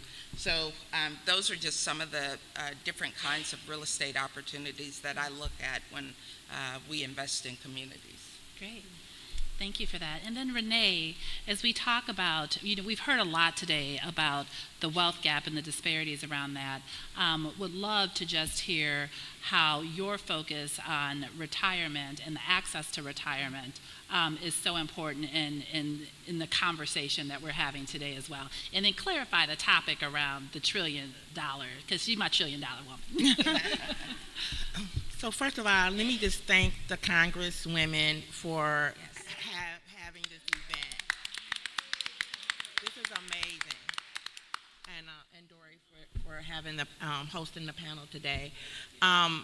So when Dory talks about the $1 trillion, I represent the Service Employees International Union, and we have plan participants on 55 public sector defined benefit pension funds. And on many of those, we also have members elected as trustees. We also have 19 Taft-Hartley funds, and the combined retirement assets on those funds is over $1.5 trillion. And I myself sit as a trustee on a $2 billion Taft-Hartley fund. Who'd have ever thought? We can talk about that later. And so, so as a union member, we spend a lot of time, really focused on how do we improve the lives of our members and on the communities where our members live. And we want everybody to have a good wage and have good health care and have, a good life, right? And so it doesn't so when we look at wage disparities, it doesn't do us any good to have, somebody working the same job and one person is making, $12 an hour for doing that work, and somebody else is making $9 an hour for that job. So everybody should be making the $12 an hour wage, right? That doesn't make sense, right? If you're doing the same work, you want to get the same pay for that work. And typically what happens, and I think one of the persons on the earlier panel mentioned this, right? That we come into the job and we're so happy to get the job. The Congresswoman mentioned that, right? We're so happy to get the job that we just take the job that's offered to us. And I think one of the things that was most empowering for me personally is I remember watching this YouTube video of Oprah, and she talked about one of her first jobs. She found out that she was being paid $10,000 less than the anchor person that was doing the same work. And I'm just like, if Oprah can get messed around on work, come on, y'all, really. And so as women, and especially as Black women, sometimes we don't think about the impact that has over our whole careers, right? So when you're 18, when you're 19, when you're 22, you don't think about the impact of being paid $1 less or $2 less or $3 less. But it really does have an impact that exactly, the generational wealth, right? It impacts you over your entire career, because not only does it impact, what you're able to save for that period of time, it impacts, what you're able to negotiate later on, because so many jobs are looking at your salary history as you're negotiating your salary for that next job, right? And so we really do have to look at how are we looking at those wage disparities and how do we eliminate them. Now, I would say, the best way to eliminate wage disparities is to have a union at your job, right? If you're one of those people, right? Now, some of us are not in, you get a little bit better and you're out of that kind of union category. But what we want is for people who do the same job to have equal pay, so that we eliminate that. We eliminate that all of the racial and gender equity issues are just not off the table totally, right? So that we're able to save, we're able to eliminate, those disparities, and so that we all have an equal playing field. I mean, that's what we want. Well, thank you, Renee. Thank you. She gets me so excited when I listen to Renee talk. I'm like, yes! You can let's get the union at the YWCA. So Corliss, I would love, the statistics say that we're about that we're really on the cusp of the largest transfer of generational wealth in human history. So over the next few decades, baby boomers, who are the richest generation in history, largely because of a lot of the things that we've been talking about right now, are about to transfer $30 trillion in wealth to their millennial and Gen Xer children and grandchildren. Mm-hmm. And so when we think about philanthropy and the ability of philanthropy to create social change, a lot of that generational wealth ends up in philanthropic hands as well. And I know that you are really focused on this area in terms of African Americans leaving their legacy. So I want you to talk about what you're up to with the African American. How do we say that? What's the full name? African American Legacy. Mm-hmm. Like African American Legacy. Yes. So at the Chicago Community Trust, which is big. Yes, at the trust, which is the city's community foundation. So. Just quickly, thank you for having me. Thank you, Dory, for recommending me for the panel. And Alicia, I see her in the audience. I've experienced money in a number of different ways. I've been in financial services for 28 years. So I've managed trust funds for very, very wealthy people that transfer their generational wealth to their family. I've worked in commercial lending where I've put together real estate deals that create generational wealth. I have worked in our philanthropy sector at my current organization. I work for BMO Harris Bank. So the corporate philanthropy space and how that impacts the community. And then as immediate past chair of the African American Legacy, doing a lot of work around community philanthropy and what that really means. And I'll pause for a second just to say that in addition to some other community work, I've just recently been appointed as a trustee of this great institution here, Chicago State University. So I'm so delighted to work with President Scott because this institution is extremely important to Chicago and to our students and especially to the Black community. So welcome to Chicago State University.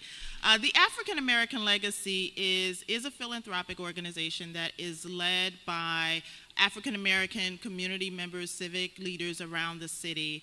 And about 15 years ago, folks came together to say, let's think about how we can pool our dollars to collectively help our community. And what does that really look like? And how do we think about philanthropy? What is philanthropy? By the way, August is officially Black Philanthropy Month, and I don't know if you guys knew that. And Black Philanthropy Month is here to share with us, what are the many ways that Black people are philanthropic? Certainly money is one, but how many of us have loaned our cousins some money? Raise your hands. Right? How many of us are buying school clothes or books for kids that are starting school this season? Raise your hands, right? How many of us help out Mrs. Jones down on the corner when she can't take out her trash or clean her yard? Raise your hands, right? So when we think about philanthropy, Black people are philanthropic in so many different ways for generations, and that's really what Black Philanthropy Month is here to teach us, to educate us about that. But the money is important. The money is important, as Danielle mentioned, because it actually does create scale. It moves the needle. And African American Legacy has come together to say, how can we pool our dollars together, whether that is $50, whether it is $5,000, bring all of those dollars together and think about how we can systemically make change for our community. So we have been doing that for 15 years at the African American Legacy, and we have distributed well over $5 million to the communities locally here in Chicago, Black communities on the south and west sides of Chicago. And that's how we get folks engaged in philanthropy, not only from the dollars perspective, but also how can we activate around what we know is important to our community? How do we get people involved and get them to think about their philanthropy more expansively? Well, that's wonderful. And so we were very intentional putting this panel together because we wanted to talk about sort of the full use of how capital flows and how we participate in that. So I'll start back with you, Monica, because the importance, it's interesting because I always hear people, we have these conversations internally as well as part of what we're working at the YWCA is how do we help women achieve economic sustainability. And people are like, well, people just need to do this or just need to do that. But it's not just about just doing something, because there's an emotional connection that we have with money. And so I want you to talk about that explicitly. And you talk about emotional and financial security. How are those things connected, and what are you seeing, particularly around the Black community, and how this emotional relationship with money is impacting wealth building? Absolutely. So emotional financial security is the sense that you have enough to live the life that you want, right? That you're not going to outlive your money. That's where the fear factor comes in. So let's start there. We say it's the emotional before the behavioral. And if you look at it from a psychological perspective, it's your cognitions that drive your behaviors. So a lot of times in high finance, we talk about the behavioral components, but we've really got to walk it back to the emotional, especially as women, because that's where we live. If we look at how we are often stereotyped in broader society, that we are more emotional, we are nurturing. Now, they tried to use it against us, but I'm going to reclaim that because I think that those are beautiful skill sets that allow us to be philanthropic and to do the things that we do, but to do it with that soul in the heart, so that it contributes to ourselves, our families, and our communities oh so well. So here's the thing. In the research that, after I left that focus group, because I grabbed my business partner's hand, Carolyn, I said, start the car. And I said, I know what we're going to do. So I came back to Chicago. So we had conversations with over 50 leading women in Chicago. And the questions were just, what is your relationship with money? Talk to us about your relationship with finance, the good, the bad, and the ugly of it, okay? For many of the women in the room, it was the first time that they had publicly talked about their relationship with money. Here's what we learned. 3 things. 1, women carry past, present, and future with them at all times. So I love that. That was a collective. Yes. We know. I love that. So here's the thing, is that really factored into that relationship with money and your financial institutions? So I'm going to go back to something you said, Dory, and others have echoed. 1, it requires this mindset shift, right? But at the core of where we got that mindset are our key money messages, which is where we learned, really, somebody told us that nonprofit good, corporate bad. And it's like, who told us that? And then how many times was it echoed in our minds, and for how long? And so then a lot of people were also told, how many people have heard that money is the root of all evil, right? So on top of, I love it, love of money. So on top of not being encouraged to go into STEM, we were also told that money was evil, but yet we were supposed to somehow economically, right, because we're all super women. Although I did put my cape up and I took it to dry cleaners that's in the back of the closet. I now get paid to be a superwoman. But so I say that because we were doing all that on top of these negative money messages and expected to change the world. And I understand where it comes from, but I think that that's a lot to ask of our soul. So the reality is oftentimes when we walk into financial institutions or we have conversations about money, it's not our whole self, our adult woman who shows up. Oftentimes it's our little girl. And our little girl was either told these negative messages and unfortunately in some circumstances horribly wounded around money. And so those stories, we have to start telling them for our own selves and for each other so that nobody feels that they're left alone anymore, because every woman we've had this conversation with has an incredible story. From not understanding your relationship with money because your father passed away when you were 9, and so you haven't been able to figure out how to change your money mindset out of one that, life is to be lived every day, to now I actually want to invest for my future. So it's these really simple behavioral pivots that we need to make, but behind it is our life and our emotional well-being. So that's number 1. The second one is that women carry a much broader care network than men do on average. I expected a for that one too. I'm just gonna say, y'all. Okay. Now, I usually don't have a problem being loud, so let me put my maximizer on and step it up. So women have a larger care network than men. Yes, there we go. There you go. There you go. Okay, so if you think about the average financial plan and how many people are factored into that financial plan, the reason why women don't often believe the number that comes out that would say this is how much you need in order to feel financially secure is because oftentimes that number is built on your core family, however you define that. Your partner, your kids, maybe you've worked in 1 or 2 parents, maybe.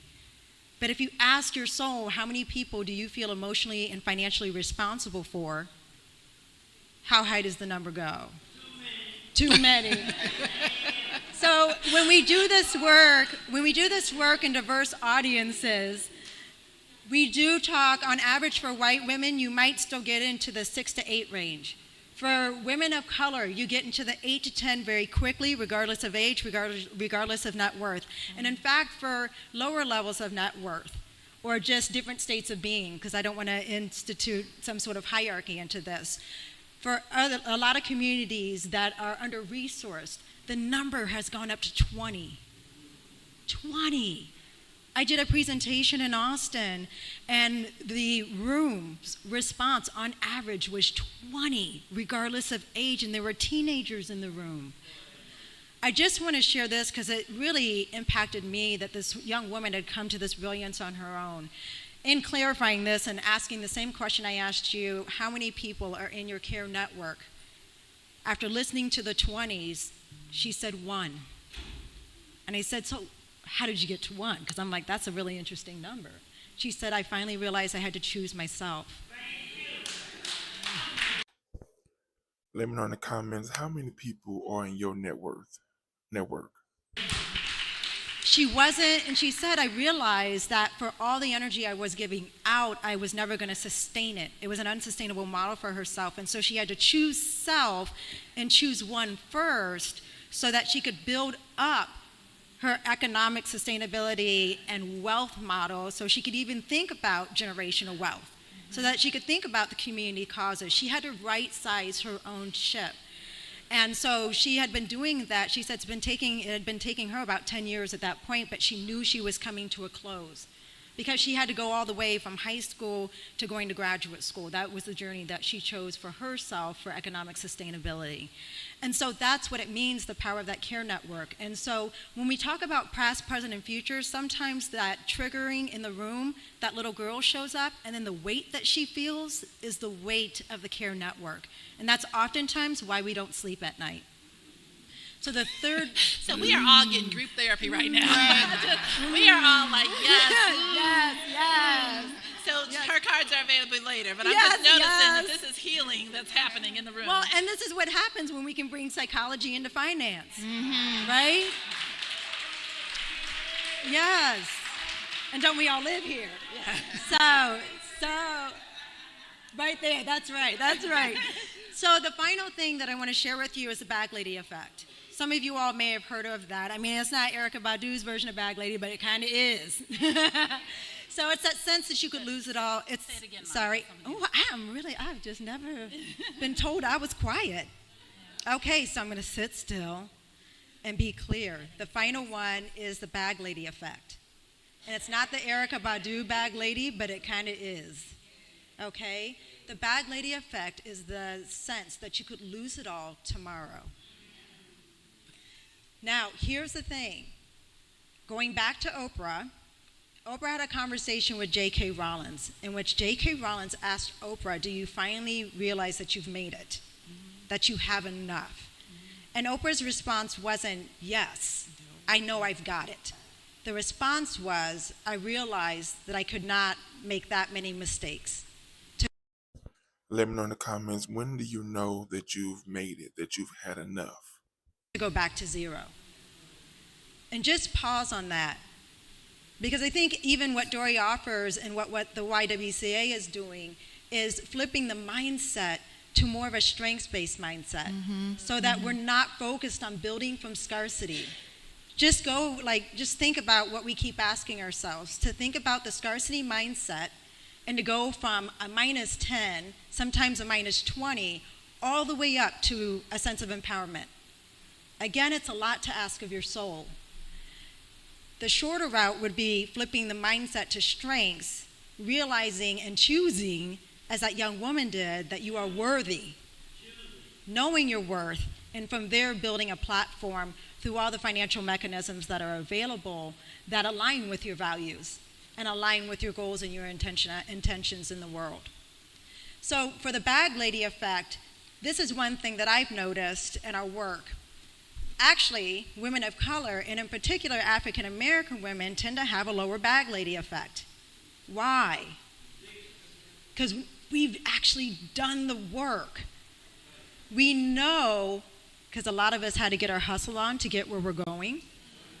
So while we may feel that our economic empowerment, we know that there are barriers there that we still need to work on, the sense that we might lose it all tomorrow is a little bit less. And I'm just going to keep it real as my better half, who turned to me and said, because he tends to stress out a little bit in the 1 to 3 month mark, that's his emotional financial security as a first generation immigrant in this country. And there's a whole story behind that we've unlocked for him. But as he turned to me and he said, well, Monica, what are we going to do in 1 to 3 months if something should happen? I said, well, sweetie, I'm going to hustle like I do every day. Well, I was like, are you not understanding who I am? So, and I mean, I'm at this point standing up going like, come on now. You know I'm going to do A, B, C, and D, and I got the backup plan and the tertiary plan, so we'll be fine. It's not that I want to activate and live from here anymore. But what I do want to say is from the strengths-based mindset is I got this. And I know that I will figure out the rest of it. And I might need to choose myself first for a moment. So community and family, can y'all give me some space to do my work so that I can be of service to you in the long run? But I need to be at a place where I can bring my whole self to this conversation. I can remain fully present, aware of my past, but yet still able to forecast all of that future forward for myself, for my community causes. So those are the 3 underpinnings of really that emotional financial security that women have. And it's very different from the male mindset, which tends to live on the, money is the end goal. There's a number out there, I want to get the number, I get the house, I get the car, hopefully I keep my family. Just gonna pause on that. So the opportunity is to really embrace and put forward at Diamond, which is what I run, the boutique consulting firm I run with Carolyn Leonard. What we focus on is building a new table. Because the boys' table in finance, it hasn't even been inclusive of all men, to be quite frank about that. And so we're going to just build it as we know how to build it as women, and then show the guys how to do it. So get rid of the boys' club. It's now called Girls' Club. But everyone is really welcome at that table. And so even in our model, as we unpack these conversations, the first questions that we get back from finance are, does this work for men too? And 2 things that we say, well, are men human? Hello. It's just that simple. And 2, diversity done well just really works better for everyone. Thank you, Molly. Thank you. Let me know in the comments if there are any men watching this video and tell me your thoughts about it. Yeah. So we have a lot to unpack in the next 20 minutes, and so I want to make sure that I get these other perspectives in, because Yolanda, I want to circle back with you for a second around what you are looking at by being an Aspen Finance Fellow. What does that mean, and what are the types of projects that you're specifically looking at that you feel will inform the Black wealth conversation? Certainly. So what we've been talking about a bit here is when you have it, what do you do? And what I'm focusing on is how do you get it? And, I'll give you a couple of statistics that are some similar themes that you've heard from the Congresswomen and Dory this morning. That is 228 years. That's the number of years it would take for the average Black family to build the wealth of a white family. Okay? 228 years. Based on Institute of Policy Studies research. Another is by 2053, the median wealth of Blacks is estimated to be 0. So if we do nothing in an economy where the wealth gap is widening, what is our future really, right? And so what I am specifically focusing on is access to credit and access to capital. What I want you to do is look at the people making the comments on this video. Build you a team, if not just with those people, because judging by their comments, their mindset is definitely there. And if you made it to this point in the video, make sure you give this video a like. Right. So when we think about access to credit, some of it is financial literacy. So there are some nonprofits here in the city that are looking at immigrant and minority communities, specifically African American and Latino communities, and just helping them to understand what does credit mean, right? What does credit mean? Thin files, meaning you really don't have anything in your credit history. No file, you don't even register with the 3 credit reporting agency. It's just as detrimental as bad credit, right? And so some of the things that we're looking at Aspen is alternative credit scoring. Right? Everybody pays their rent. I don't care if it's Section 8. Everybody pays their rent. Everybody pays a phone bill. Everybody pays, a car note. People go to work. All of these things that are indicators of our credit worthiness, and especially in minority communities where we might not have the platinum card or we might not have a credit card at all. But all of those factors, help to help organizations understand that you are worthy, or we are worthy for credit. And I'm just one generation removed. My parents were first generation college graduates. My grandparents were sharecroppers, right? So I had a grandmother who knew that education was the key. I had a father that knew that education was the key, but he also knew that financial literacy was the key as well, right? So understanding, what it means to have a checking account. It doesn't mean just because you have more checks, you have more money, right? It doesn't necessarily translate in that way.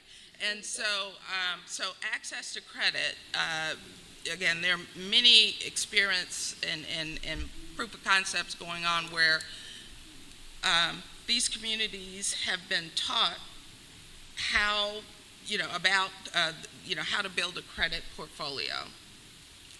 And their credit in the 3 to 6 months raises 100, 150 points. And here's the wonderful thing about it. It lasts, right? And so now you have untapped resources that you didn't have before. You have the opportunity to go out and fund your, food truck, or to fund your consulting firm, or to fund your beauty shop, right? Those are opportunities and knowledge that we need in order to help build wealth in our communities. Access to capital. Generally, our communities don't have the knowledge of where capital lies. Doesn't understand, I'll give this bit of a factoid. So Harvard did a study, and it showed that the post-recession, most real estate, specifically residential, had regained its value, except for African Americans. Our values in our homes and real estate is back to 1983. Right? Part of the driver for that is access to capital. Well, if you don't have access to fix that to get a loan, to fix that roof that's leaking, right? If you get a little bit behind and you don't have an opportunity to refinance your mortgage, right? if you're in an area where the rents are rising and rising, and you don't have an opportunity to originate a loan, and so access to capital is important. Retail financial institutions have shown, this is a recent Federal Reserve Bank of Chicago together with Urban Institute did a study that showed that small dollar mortgages, and these are mortgages anywhere from the $70,000 to approximately $150,000, $200,000. Financial institutions just don't care, because it costs just as much money to service a $50,000 mortgage as a $500,000 mortgage. And so guess where they're going to go and spend their time, right? So access to capital is another area that I'm focusing on. And putting those two together, it's really how to drive capital and education around credit into communities where we have been disserviced. Right? Thank you. So Renee, and I'm going to ask Renee a question, but I'm going to tee up Corliss to actually be able to bring us home. And I'm going to put this on you, Corliss, because I believe you can do this. Because we've heard a lot of statistics and data today. And so I'm going to leave this with you so you can think about this while I have Renee ask her question. What's the silver lining in all of this? Because I know you have one for me. So, Renee, I want to ask you just to share with us as we talk about retirement, because we've heard about all the different challenges, but what would you tell us, 3 things or however many things that you think that women can do to be able to prepare for retirement? You got to start wherever you are. Yeah. However old you are, you got to start saving now. You got to start thinking about it now. So, some fun facts, startling facts, reality checks. First of all, I think the question that you asked about how many folks have, or somebody asked about, oh, you asked it, Corliss, about how many folks had, were the cousin that lent somebody money. So if you were that person, you raised your hand, you probably the bougie cousin, all right? They might not say it to your face, But they're saying it. but They're you saying probably it. are the bougie cousin, right? But let me say, only 41% of black females have any retirement savings, right? And if you do have retirement savings, the average black family has about $22,000 in retirement savings. How far is that gonna get you in Chicago? All right? Only about 12% of black senior citizens has a pension, right? Has a pension.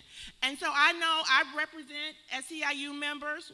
Our members are not the ones y'all see in the papers with the $100,000 pensions. Our average member has a pension of about $25,000, and most of our members do not get Social Security. Just saying, right? Our members are not getting rich. So if you in your 30s, you in your 40s, even if you're in your 50s, people say, well, you should have started saving when you were in your 20s. It's never too late to start saving. It's never too late to start saving. Start where you are. And for my millennials who are always talking about you don't know if Social Security is going to be there for you, I don't know if it is or if it isn't. But I will say this. 70% of working black millennials have no retirement savings. So you may not be all of that you think you are. Just saying. And 30% of black millennials have no access to employer-sponsored retirement plan. So that means you don't have access to a retirement-sponsored plan, so you have to look outside a traditional retirement vehicle. You have to save it on your own, right? So you got to start somewhere. You got to start saving your money. You know, and when we start looking at that whole generational wealth transfer thing, You know, I know one of the reasons the millennials aren't saving is because you got all that student loan debt. So, hey, how many of y'all got millennials staying at home with y'all because they got student loan debt? Just saying. Right. So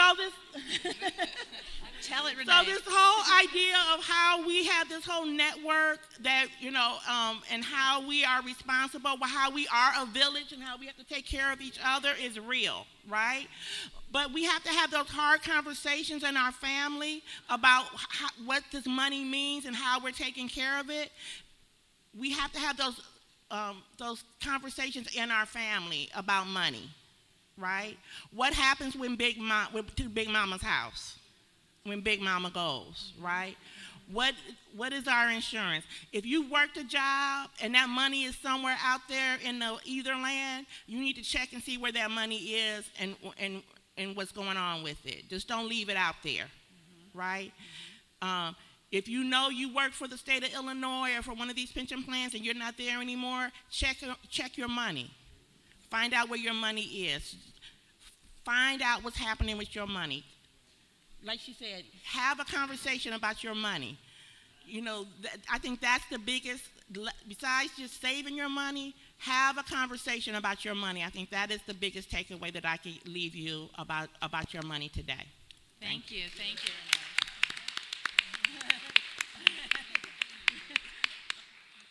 Corliss, dear. I'm ready. I'm gonna pull up the rear. Bring us home, Corliss. But what I love about Corliss is, you bring a broad perspective, right? That you bring a broad perspective in terms of the breadth of experience that you've had relative to different financial services roles, and then also your community involvement. So you, to me, have a very holistic and comprehensive perspective that I'd like you to provide some thoughts about. Yeah. So you mentioned a silver lining, and what comes to mind for me is we can do this. That's the silver lining for me. I actually write a financial education column for the Chicago Defender, and I also have a Facebook page that I invite all of you to join. And Dr. Monica, you will appreciate this title. It's called "Got My Mind on My Money and My Money on My Mind." Just like that. So yes, I was listening to Snoop Dogg when I did this. But it's a page where I talk about all things financial in a very basic layman's term. I think too often terms go over our heads and we don't understand them, so I bring them down to levels where everyone can understand. So I really do encourage you to join that page. But on that page and in the Defender, I wrote about Reverend Willie T. Barrow. Oh, yes. And if you're not familiar with Reverend Barrow, she is a civil rights icon. She stood about 5 feet tall, but she walked among giants, and she was a giant herself. She was born in 1924. She was one of few women that worked in, I believe, the steel mill industry back in that day. She was out in Seattle. She started ministry in Seattle in a primarily white community. And she found her way to Chicago, I believe, in the 40s, where she really just kicked up a lot of dust and made a lot of waves and made a lot of change. But Reverend Barrow is important to me in that perspective, but in another perspective, because she was very thoughtful. I call her a boss. She was extremely thoughtful about what her legacy would be. And in that, she planned. She thought about how she managed her money, how she built her wealth, and what she would do with it after she was gone. So step in the African American legacy, as well as Alicia Tate in her former role at the Chicago Foundation for Women. Reverend Barrow was very specific about what she wanted to do for women and girls in Chicago and for black women and girls in Chicago. And she left money to do that. So now there is a fund in her name that is designed to create leadership opportunities for black women and girls, and that fund was launched, I believe, this summer. And it is a cohort-based program where black women and girls will come together and think about how they can be civic and community leaders, how they can be Reverend Willie T. Barrows in Chicago. So I share that story to say that we can do this. When you think about Reverend Barrow in the time that she came up in this country when nothing was easy for black women, she did it. She thought about it, she made it happen, and she has a legacy. So I will leave everyone in this room with, you can do this. You have the tools, you have experts like these ladies on the panel, you have congresswomen who are fighting for us every day to change laws, change policies, to make things equitable for us, but we also have a responsibility to think about how we plan, how we build community, how we build wealth, and how we build our legacies. So walk out of here saying that you can do this. Absolutely. Thank you.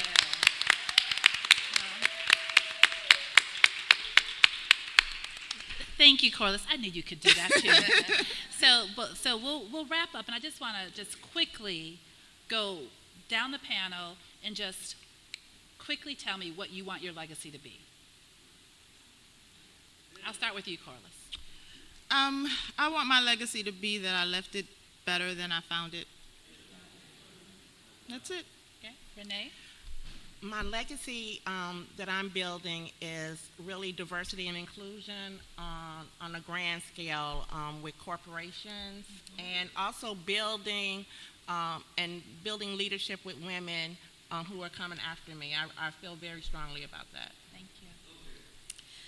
My legacy is to create a world of enlightened, empowered individuals who themselves enlighten and empower others. Thank you. Women are designed to run the world, and the time to do it is now. Yes. And on that note, we thank you all, and please thank this amazing panel of these amazing black women.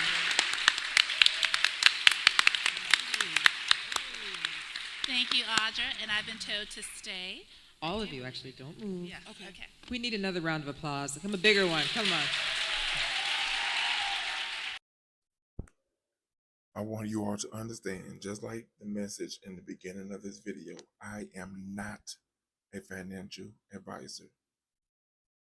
What I hope for you is to get some type of information from this video. If you don't remember the website that was mentioned in this video, it's graymatterexperience.com. I will make sure that it's in the description box below.